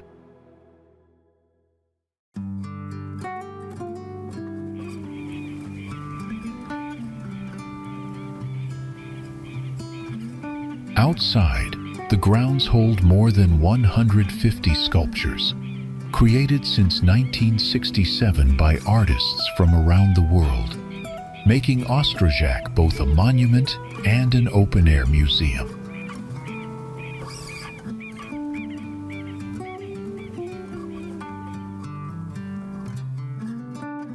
Ravno is a quiet municipality in southern Bosnia and Herzegovina, spread across hills that roll toward the Croatian border.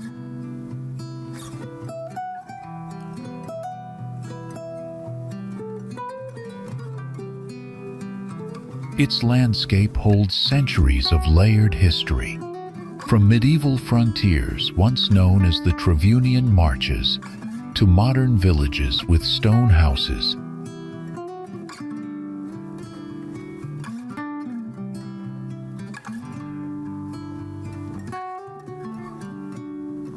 In 1963, Ravno was absorbed into Trebinje, but 3 decades later it regained independence as its own municipality.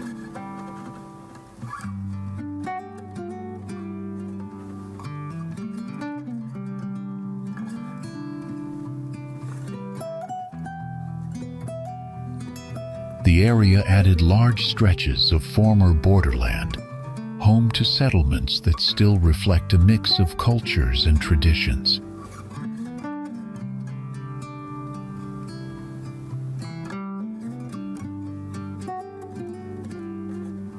This unobstructed view has made it a hidden gem for travelers seeking sea vistas without leaving Bosnia.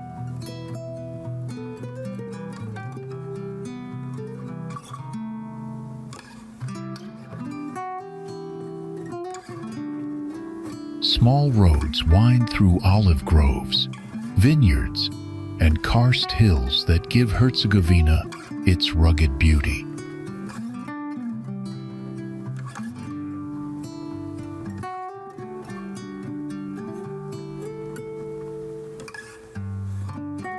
Life in Ravno feels unhurried, shaped by farming, family, and the rhythms of the seasons.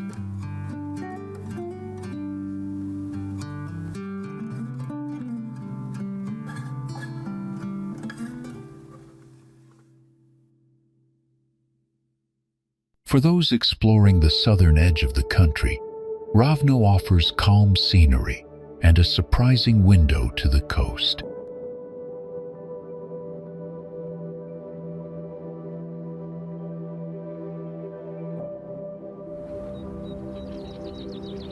Bihać sits along the banks of the Una River, whose emerald green water flows past the city's heart.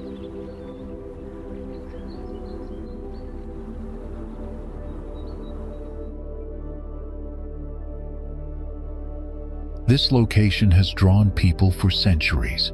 The first record of Bihać dates back to 1260, when it was granted status as a free royal city.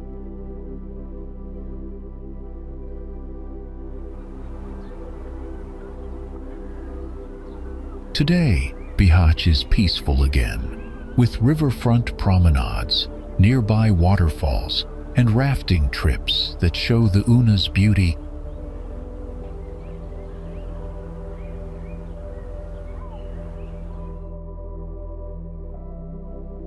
In 2005, an announcement from the small Bosnian town of Visoko ignited one of the most heated archaeological debates of the century.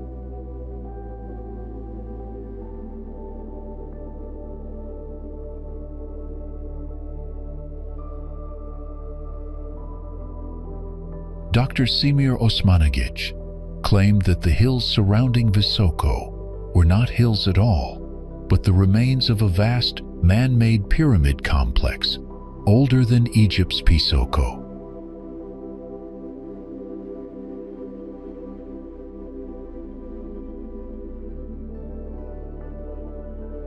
The largest of these, named the Pyramid of the Sun, rises more than 200 meters, making it taller than the Great Pyramid of Giza.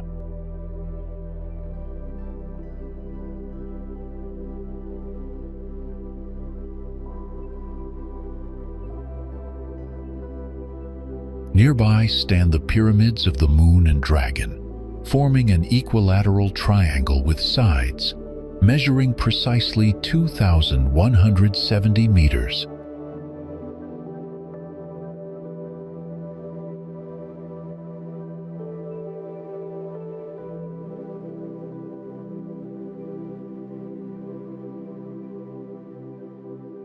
Their northern faces align almost perfectly with cosmic north, with less than 1 degree of deviation.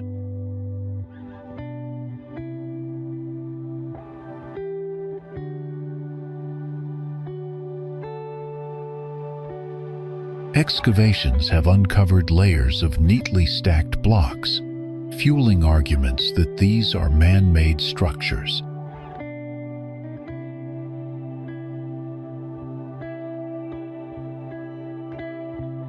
While many scientists remain skeptical, visitors keep coming, eager to see the mystery for themselves.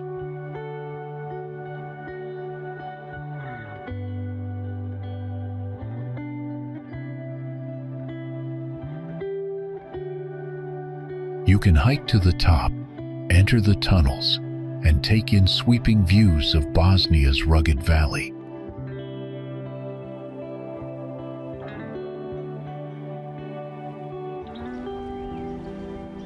Just over 30 years ago, shells and bullets struck this cathedral during the Bosnian War.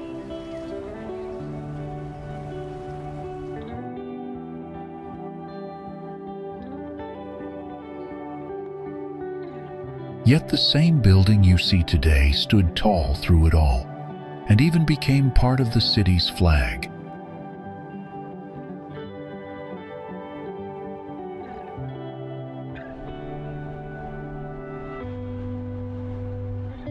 Built in the late 1800s, it was inspired by the grand cathedrals of France and designed by Josip Vancash, a young architect from Vienna.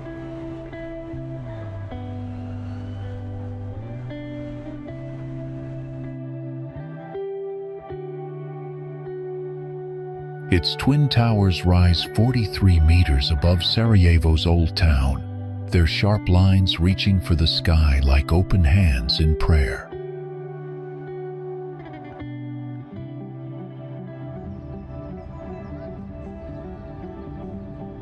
During the siege of Sarajevo, explosions shattered parts of its walls, leaving marks that can still be seen if you look closely.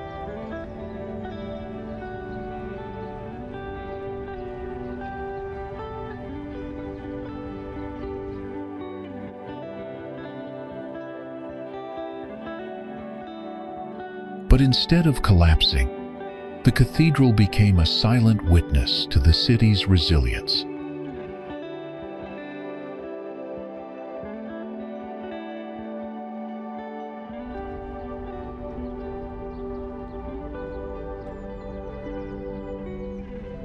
And as you stand in front of its carved doors, you're not just seeing a church, you're standing before Sarajevo's beating heart.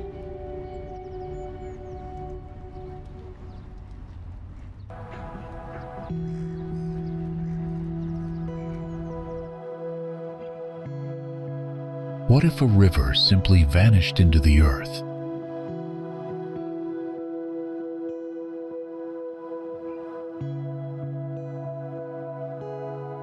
The Šuica does exactly that.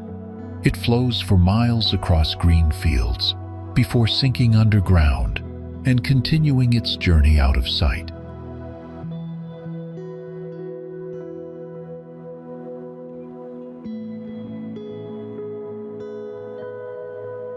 This rare sinking river runs through a karst landscape where limestone openings swallow the water and create secret underground paths.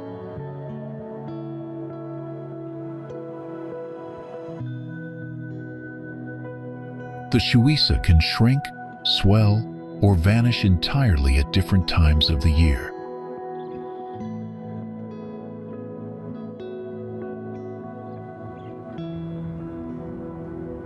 Centuries ago, Kulen Vakuf was a quiet riverside town built as an island fortress.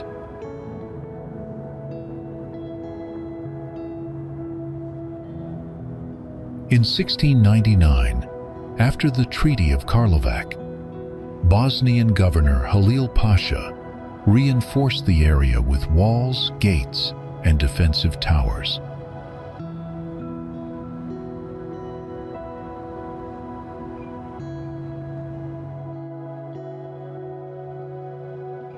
When Austro-Hungarian forces occupied Bosnia in 1878, the city walls were torn down, ending its military role forever.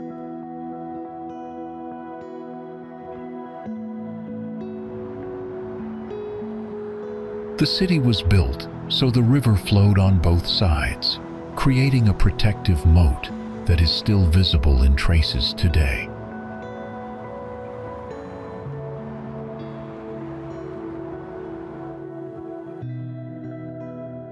In a quiet valley of Sutjeska National Park, two giant concrete wings rise from the ground like frozen lightning.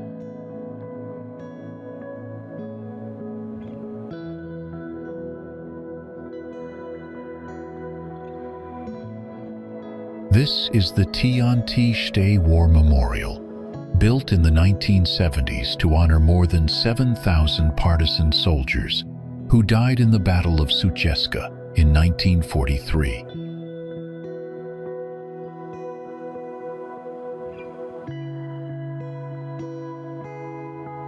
The battle was one of the fiercest of World War II in this region.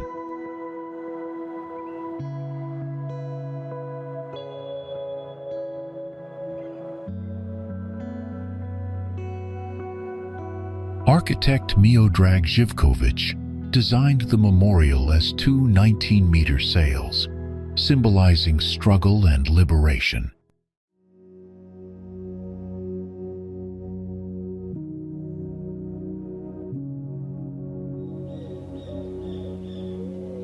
On the banks of the Sava River stands the Jasenovac Memorial, a striking concrete flower rising from a field of silence.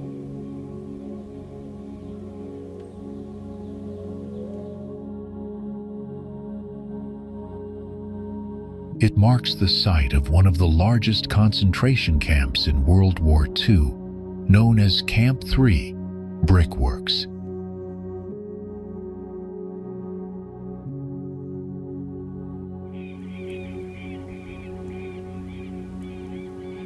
The path to the monument is paved with old railway sleepers, symbolizing the trains that once brought prisoners here.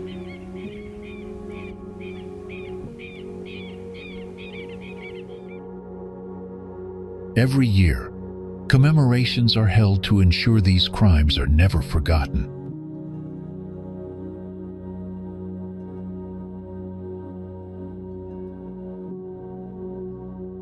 In the heart of Banja Luka, on the banks of the Verbas River, lies Kastel Fortress, a place where history stretches back thousands of years.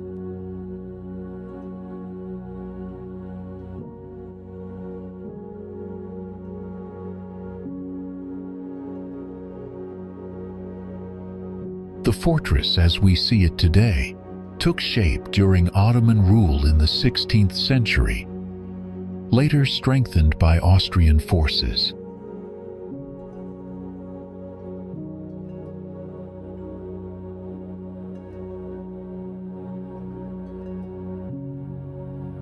Its thick stone walls, secret passages, and cannon towers once protected the city from invasions.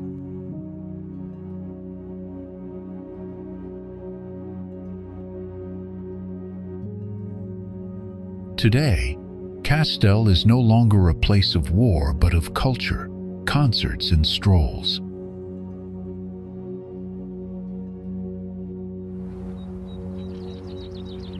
The Neretva Valley stretches from the mountains of Bosnia and Herzegovina down to the Adriatic coast in Croatia.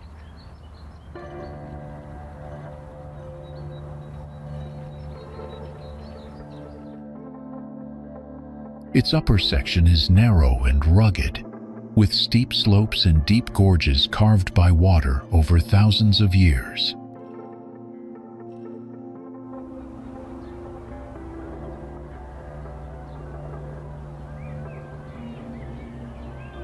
As the valley widens, green meadows and fertile fields replace the harsh rocks of the north.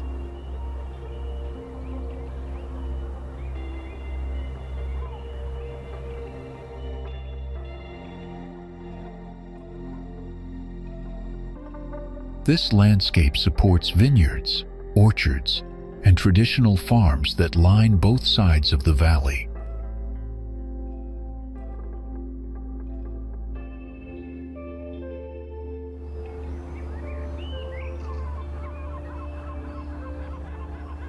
In the lower section, the valley opens into a broad plain with a maze of canals and wetlands.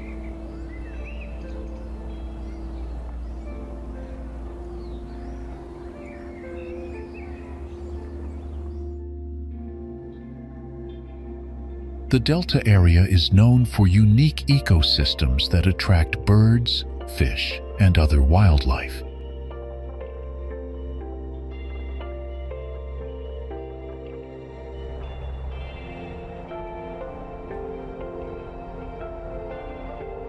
For centuries, the valley served as a natural corridor connecting inland Bosnia with the Mediterranean.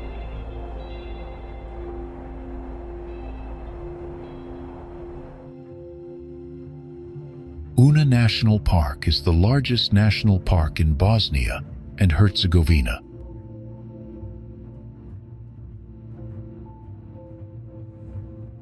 It was created to protect the Una River and its clear tributaries, the Kruka and Unak.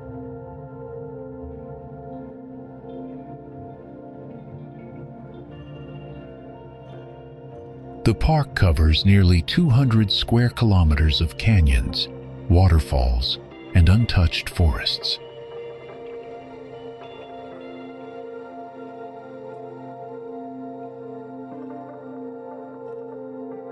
Among its most famous sites is Srebrenik Fortress, a spectacular waterfall cascading over multiple travertine ledges.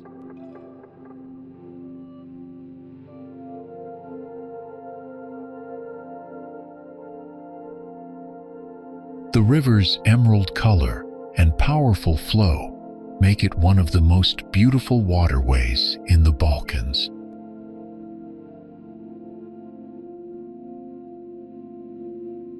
Wildlife here includes bears, wolves, lynx, and more than 100 bird species.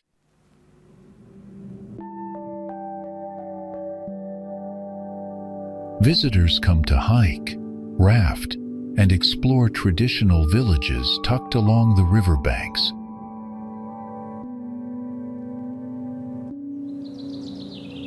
Hutovo Blato is a lush wetland reserve in southern Bosnia and Herzegovina.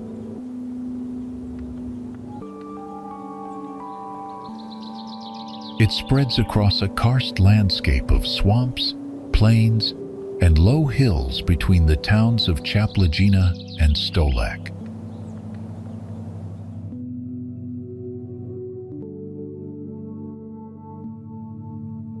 Only 15 kilometers from the Adriatic, it enjoys a mild Mediterranean climate.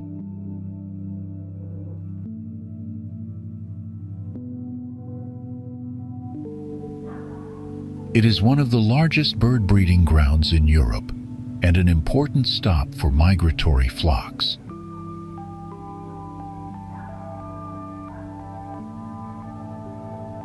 Since 1995, Hutovo Blato has been protected as a nature park, preserving this rare wetland paradise.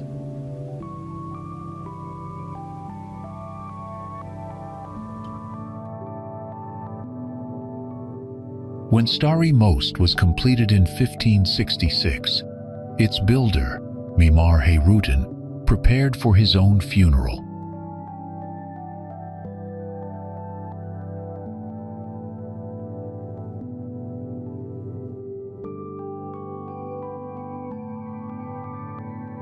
He feared the bridge would collapse the moment the scaffolding came down.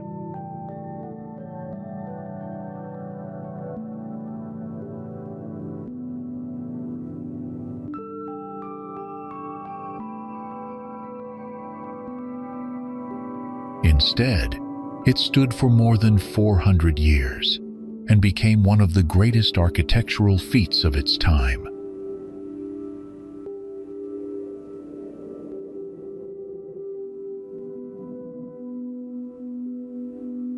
Commissioned by Sultan Suleiman the Magnificent, this stone arch stretched almost 100 feet across the Neretva River, higher and wider than anything the world had seen before.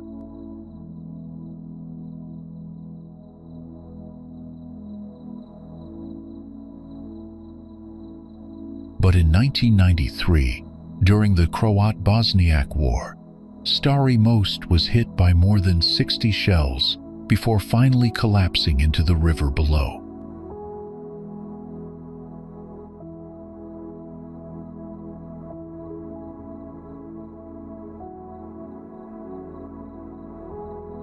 Its fall wasn't just the loss of a structure, it felt like the breaking of Mostar's very heart.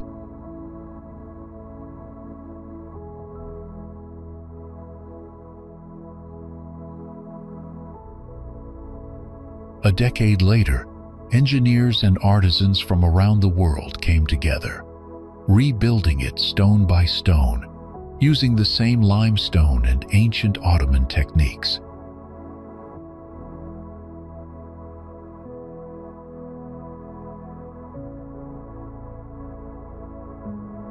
When the bridge reopened in 2004, thousands gathered to see it rise again, not just as a crossing, but as a powerful symbol of survival and unity.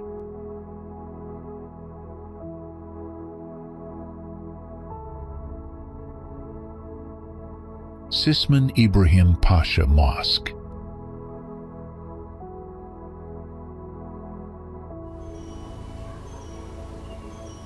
In 1993, a single explosion erased centuries of art and faith in Počitelj.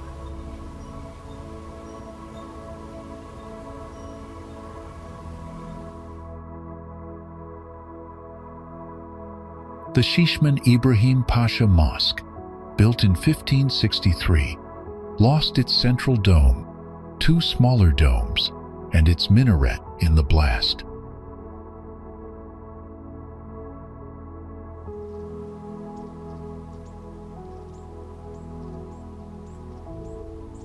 Only scattered stones remained on the plateau, left there as proof of both the builder's skill and the violence that tore it apart.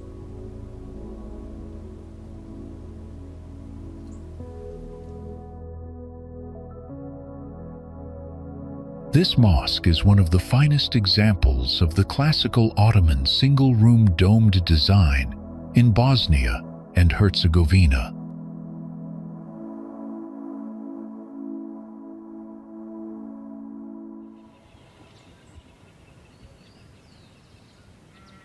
Its location on the hillside of Počitelj gave it a commanding view of the town, surrounded by schools, a hammam, and a clock tower.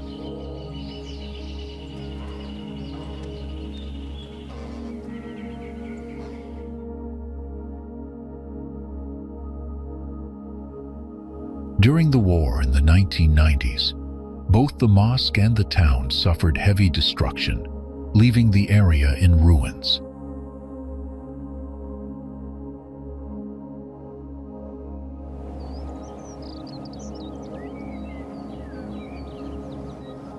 After peace returned, an extensive program of protection and rebuilding brought the mosque back to life.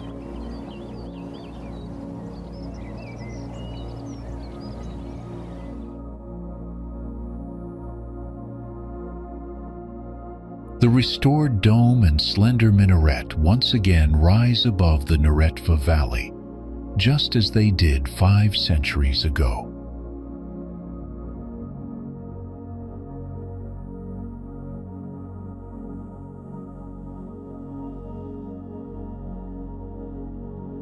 A city with a waterfall at its center is rare, but Jajce has one that plunges 22 meters into a river junction.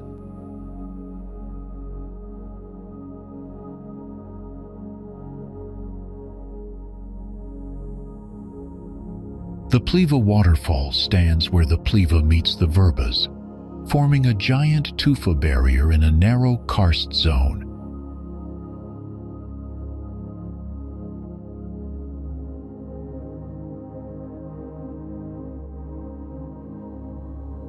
Once 30 meters high, the cascade was reduced after an earthquake and wartime flooding altered the river flow.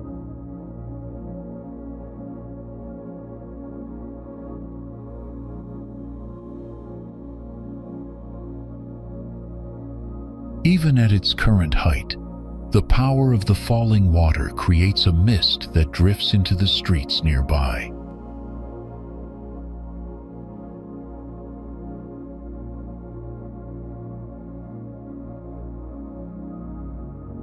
For anyone walking through the town center, this waterfall is impossible to miss. It's the heartbeat of Jajce itself.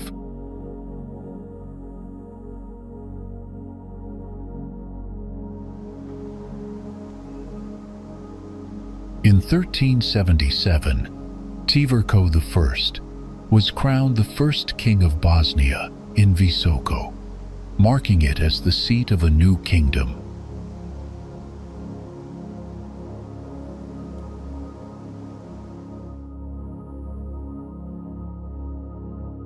The old town Visoki, perched on Visočica Hill, served as both fortress and royal court, overlooking the valley.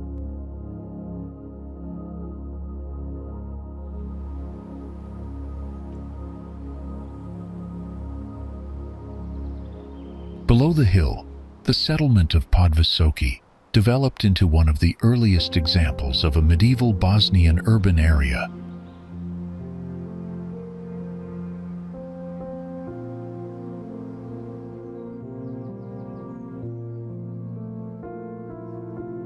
Its location between Sarajevo and Zenica made it an important commercial hub and later a center for textiles and leather in Yugoslavia.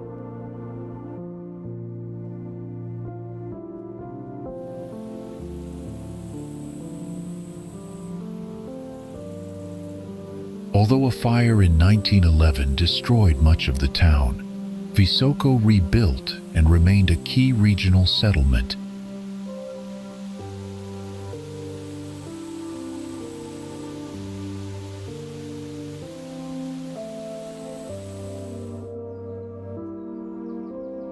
Blagaj is a historic village in southern Bosnia and Herzegovina, where stone houses and gardens meet the turquoise waters of the Buna River.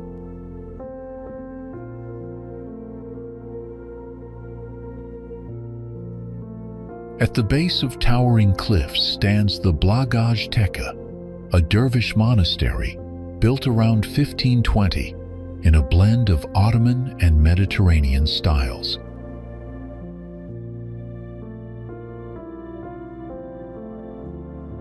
The monastery sits right beside the source of the Buna, one of the strongest karst springs in Europe, flowing dramatically from beneath the rock.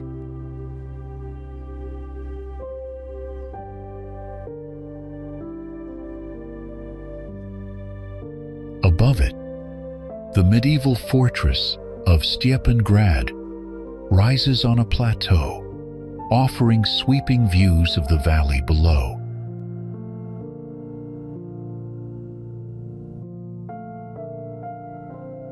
Blagaj has been inhabited since Illyrian and Roman times, later becoming part of the Bosnian Kingdom and then the Ottoman Empire.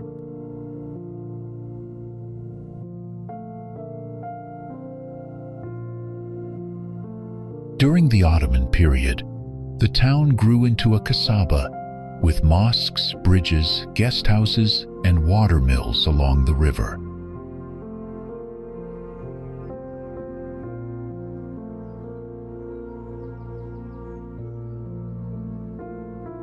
Its urban layout, shaped in the 16th century, still preserves the feeling of a peaceful Oriental settlement.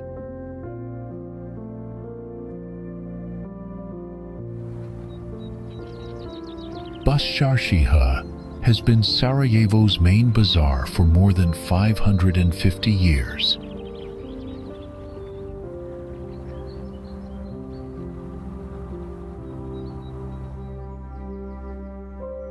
Founded by Isabeg Ishakovic in 1462, it grew quickly as merchants and craftsmen filled its narrow streets with over 1,000 shops.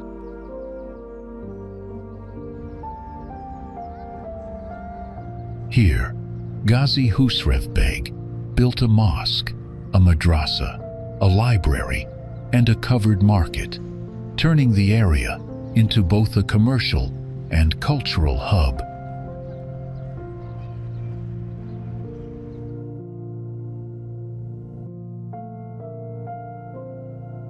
Venetian and Ragusan traders once kept colonies here, connecting Sarajevo's economy to the Adriatic coast and beyond.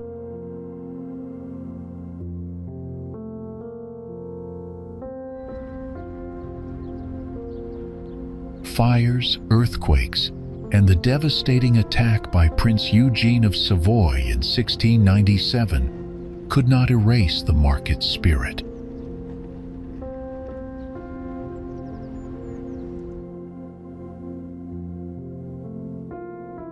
Even plans to demolish Bascharshiha after World War II were abandoned, leaving its stone huts and wooden shops standing as living history.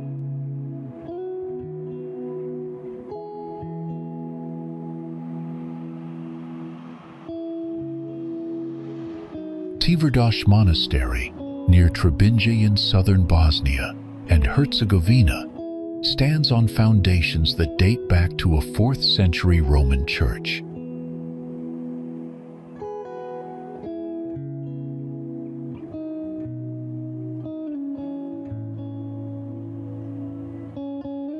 The present monastery was built in the 15th century and dedicated to the Dormition of the Most Holy Theotokos.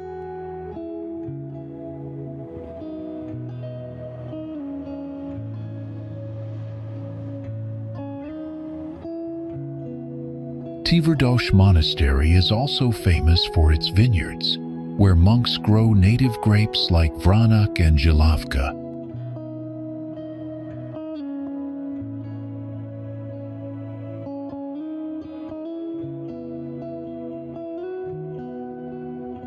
The monastery's wine comes directly from these vineyards, continuing a centuries-old tradition.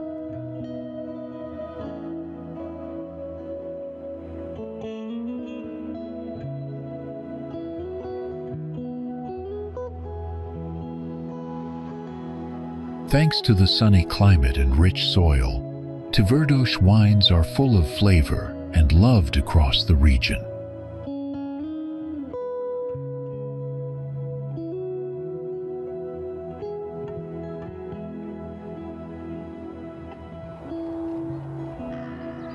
At a bend of the Bosna River, A crown of ancient walls stretches across a rocky ridge.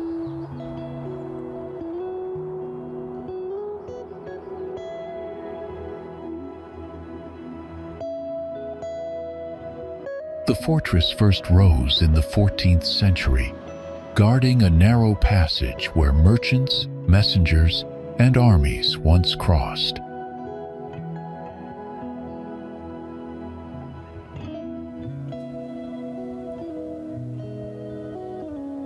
Its towers watched over the kingdom's northern roads, making this stronghold a gate to Bosnia's heartland.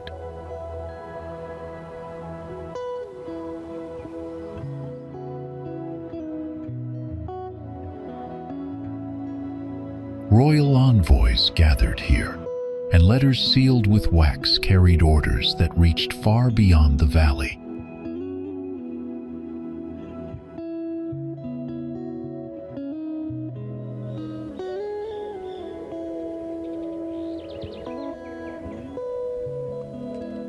When the Ottomans took control in 1463, they expanded the defenses and built a small mosque beside the citadel.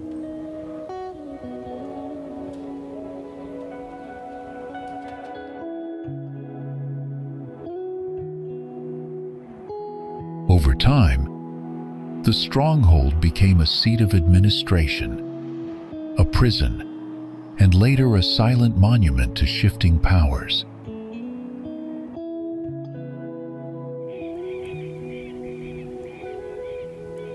Archaeologists have uncovered coins, pottery, and tools scattered beneath its stones, remnants of everyday life inside the walls.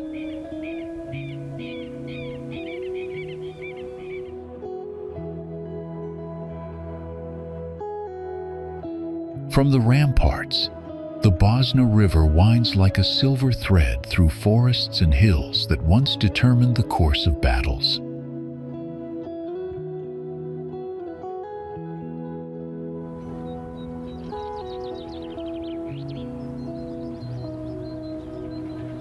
Vranduk Fortress stands as a record in stone, holding centuries of struggle, trade, and survival within its weathered gates.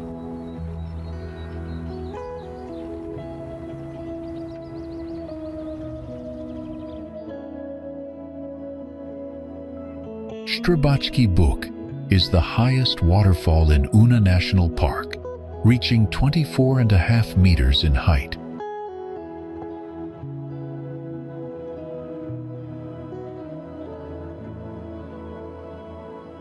It was formed by tectonic movements combined with the gradual creation of travertine barriers, which gave the waterfall its distinctive terraced shape.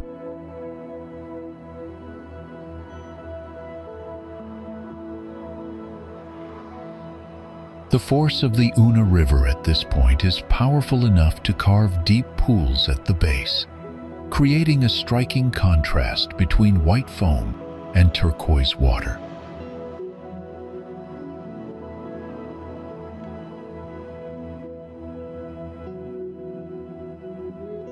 The entire site is now part of an initiative to be placed on UNESCO's World Heritage List, together with the nearby Martin Broad Waterfall Complex.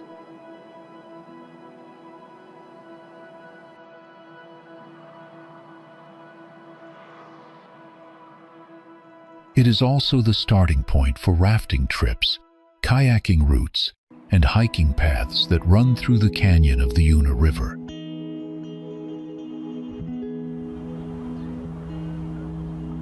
Built in the 1980s, the Hum Tower was more than steel and signal.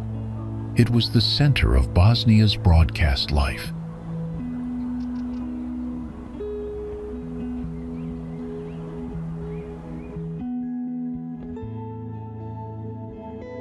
Radio waves from this point once carried news, music, and television across valleys and mountains.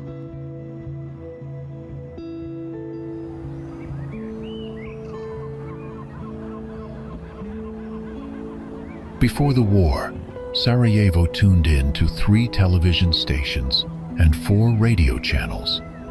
all sent from this site.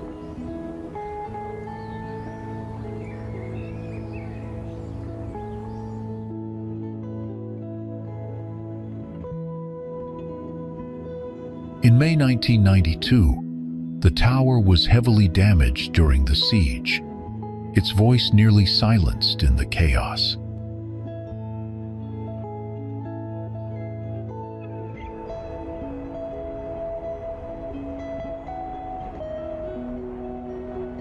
Repairs came slowly, restoring part of its structure, while technicians kept watch over its heartbeat.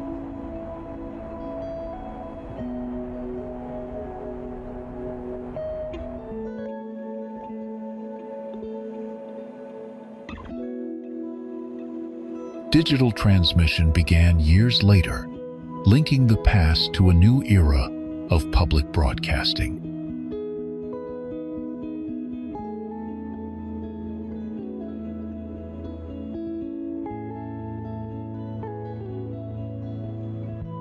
Lake Nula, also called Smreka Lake, was formed in the 1990s when an old iron ore mine near Vareš filled with water.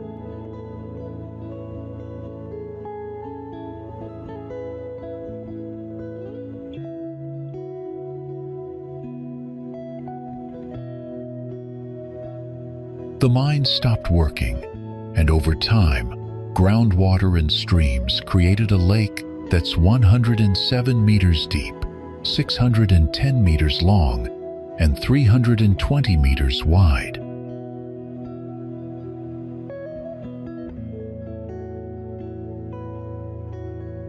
It's now the largest source of drinking water in Bosnia and Herzegovina. Visitors from outside the area often say it's beautiful, but many also feel it deserves more care and promotion as a tourist spot.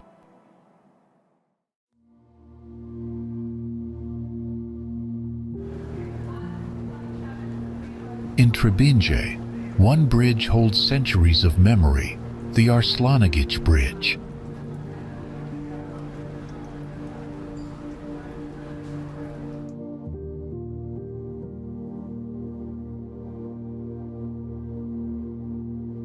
It was built in the 16th century during the Ottoman Empire, making it the oldest bridge in the city.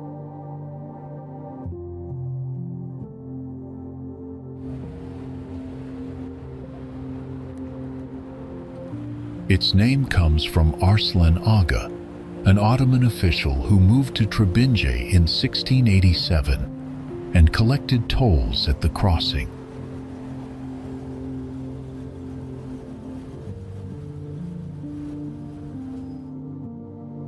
It's 92 meters long and about 3.6 meters wide.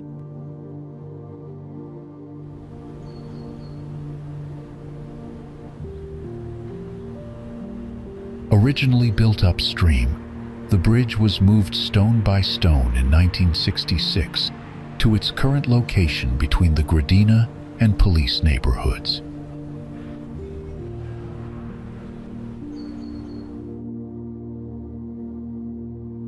This relocation saved the structure from flooding when a reservoir was created, but it also disqualified it from UNESCO protection.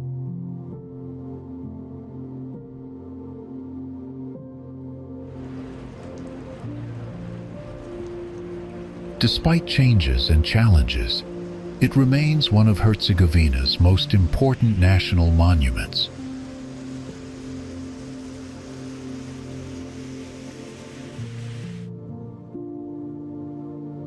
The Sarajevo Olympic bobsleigh and luge track was built on Trebinje Mountain for the 1984 Winter Olympics.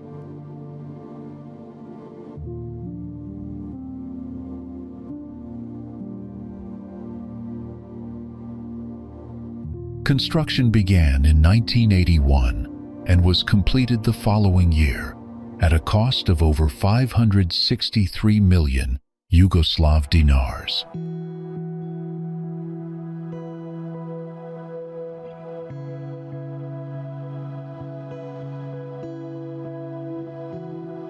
During the Olympics, The track hosted bobsleigh and luge events with a combined audience of around 50,000 spectators.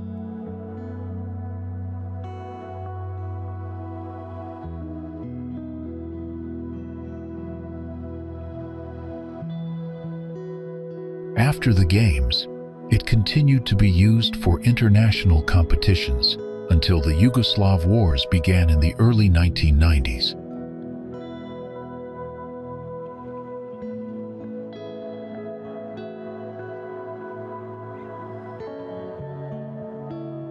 The track is now used for summer training by athletes from countries such as Bosnia and Herzegovina, Slovenia, and Slovakia.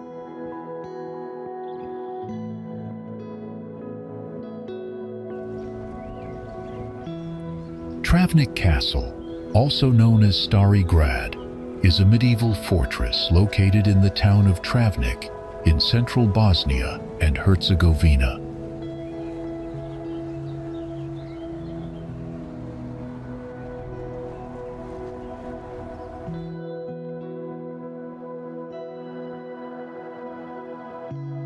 It stands on a hill above the Plava Voda neighborhood and overlooks the road heading north out of the town.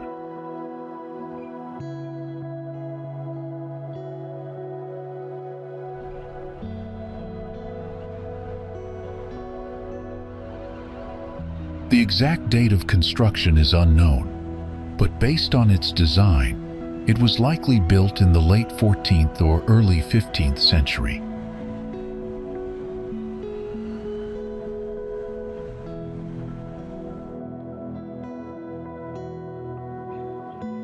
It was probably constructed during the reign of Bosnian kings like Tvrtko II or Ostoja, and later expanded under King Stephen Thomas.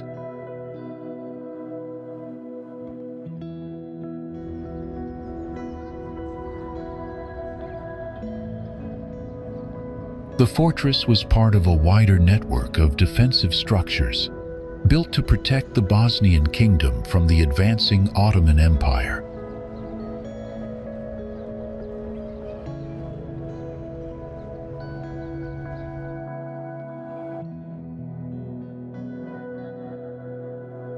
Travnik later became part of the Austro-Hungarian Empire, and the castle was used as a military post and storage area.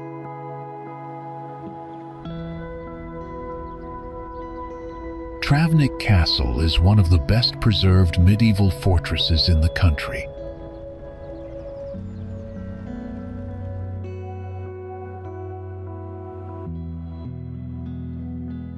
The site was officially declared a national monument by the Commission to Preserve National Monuments in 2005.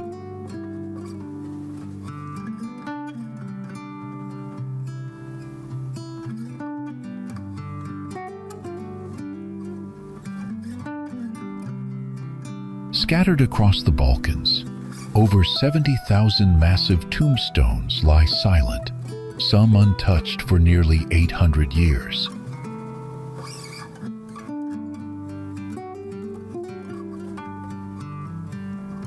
More than 90% are crumbling.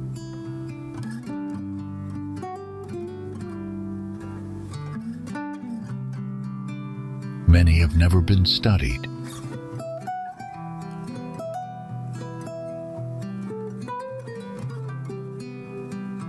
But these strange, beautiful stones are called steci.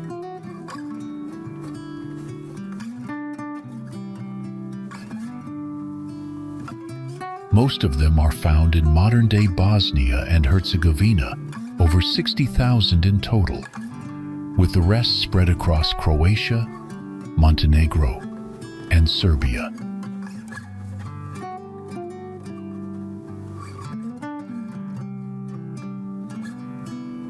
They first began appearing in the mid-1100s, reached their peak in the 14th and 15th centuries, and then disappeared almost entirely by the early 1500s.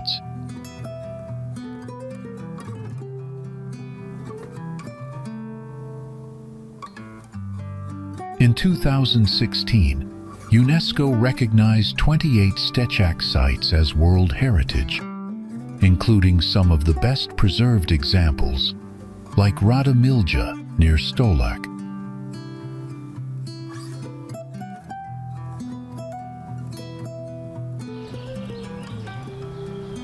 Travnik is a small town in central Bosnia and Herzegovina, located about 90 kilometers west of Sarajevo.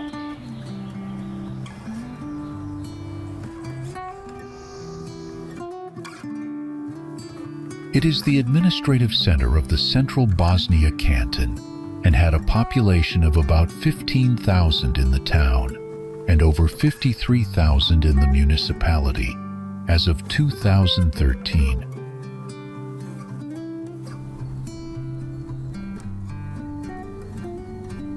From 1699 to 1850, Travnik served as the capital for the governors of Bosnia, leaving behind a rich cultural and historical legacy.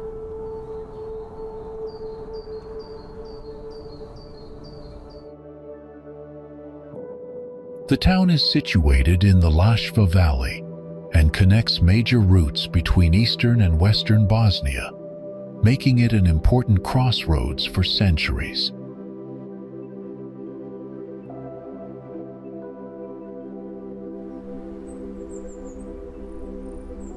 Travnik lies at an elevation of 514 meters, surrounded by mountains, including Vlasic, one of the tallest in the country at 1,933 meters.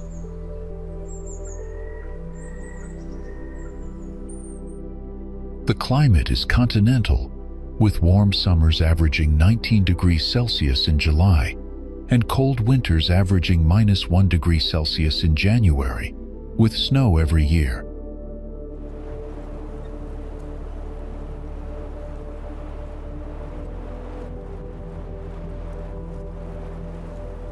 Today, Travnik attracts visitors with its well-preserved Ottoman-era architecture, historical landmarks, and active local cultural scene.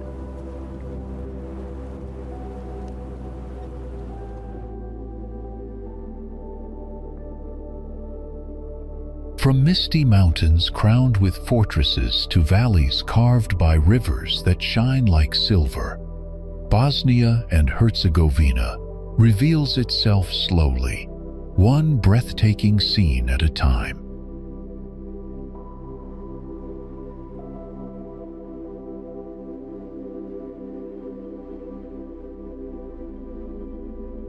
But even after all these miles, it felt as if Bosnia and Herzegovina had only begun to reveal itself.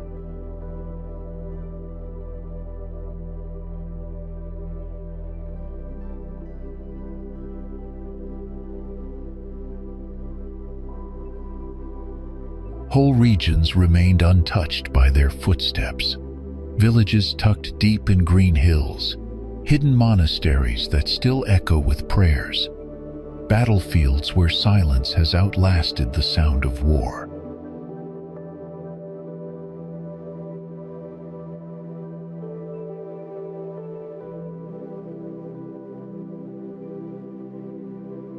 Somewhere beyond these roads, waterfalls continue to thunder unseen, and stone towers keep watch over landscapes few travelers ever reach.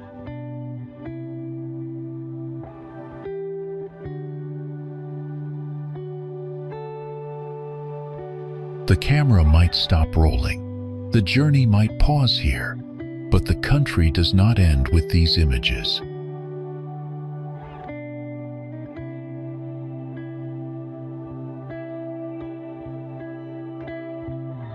For every place named, there are dozens left unspoken.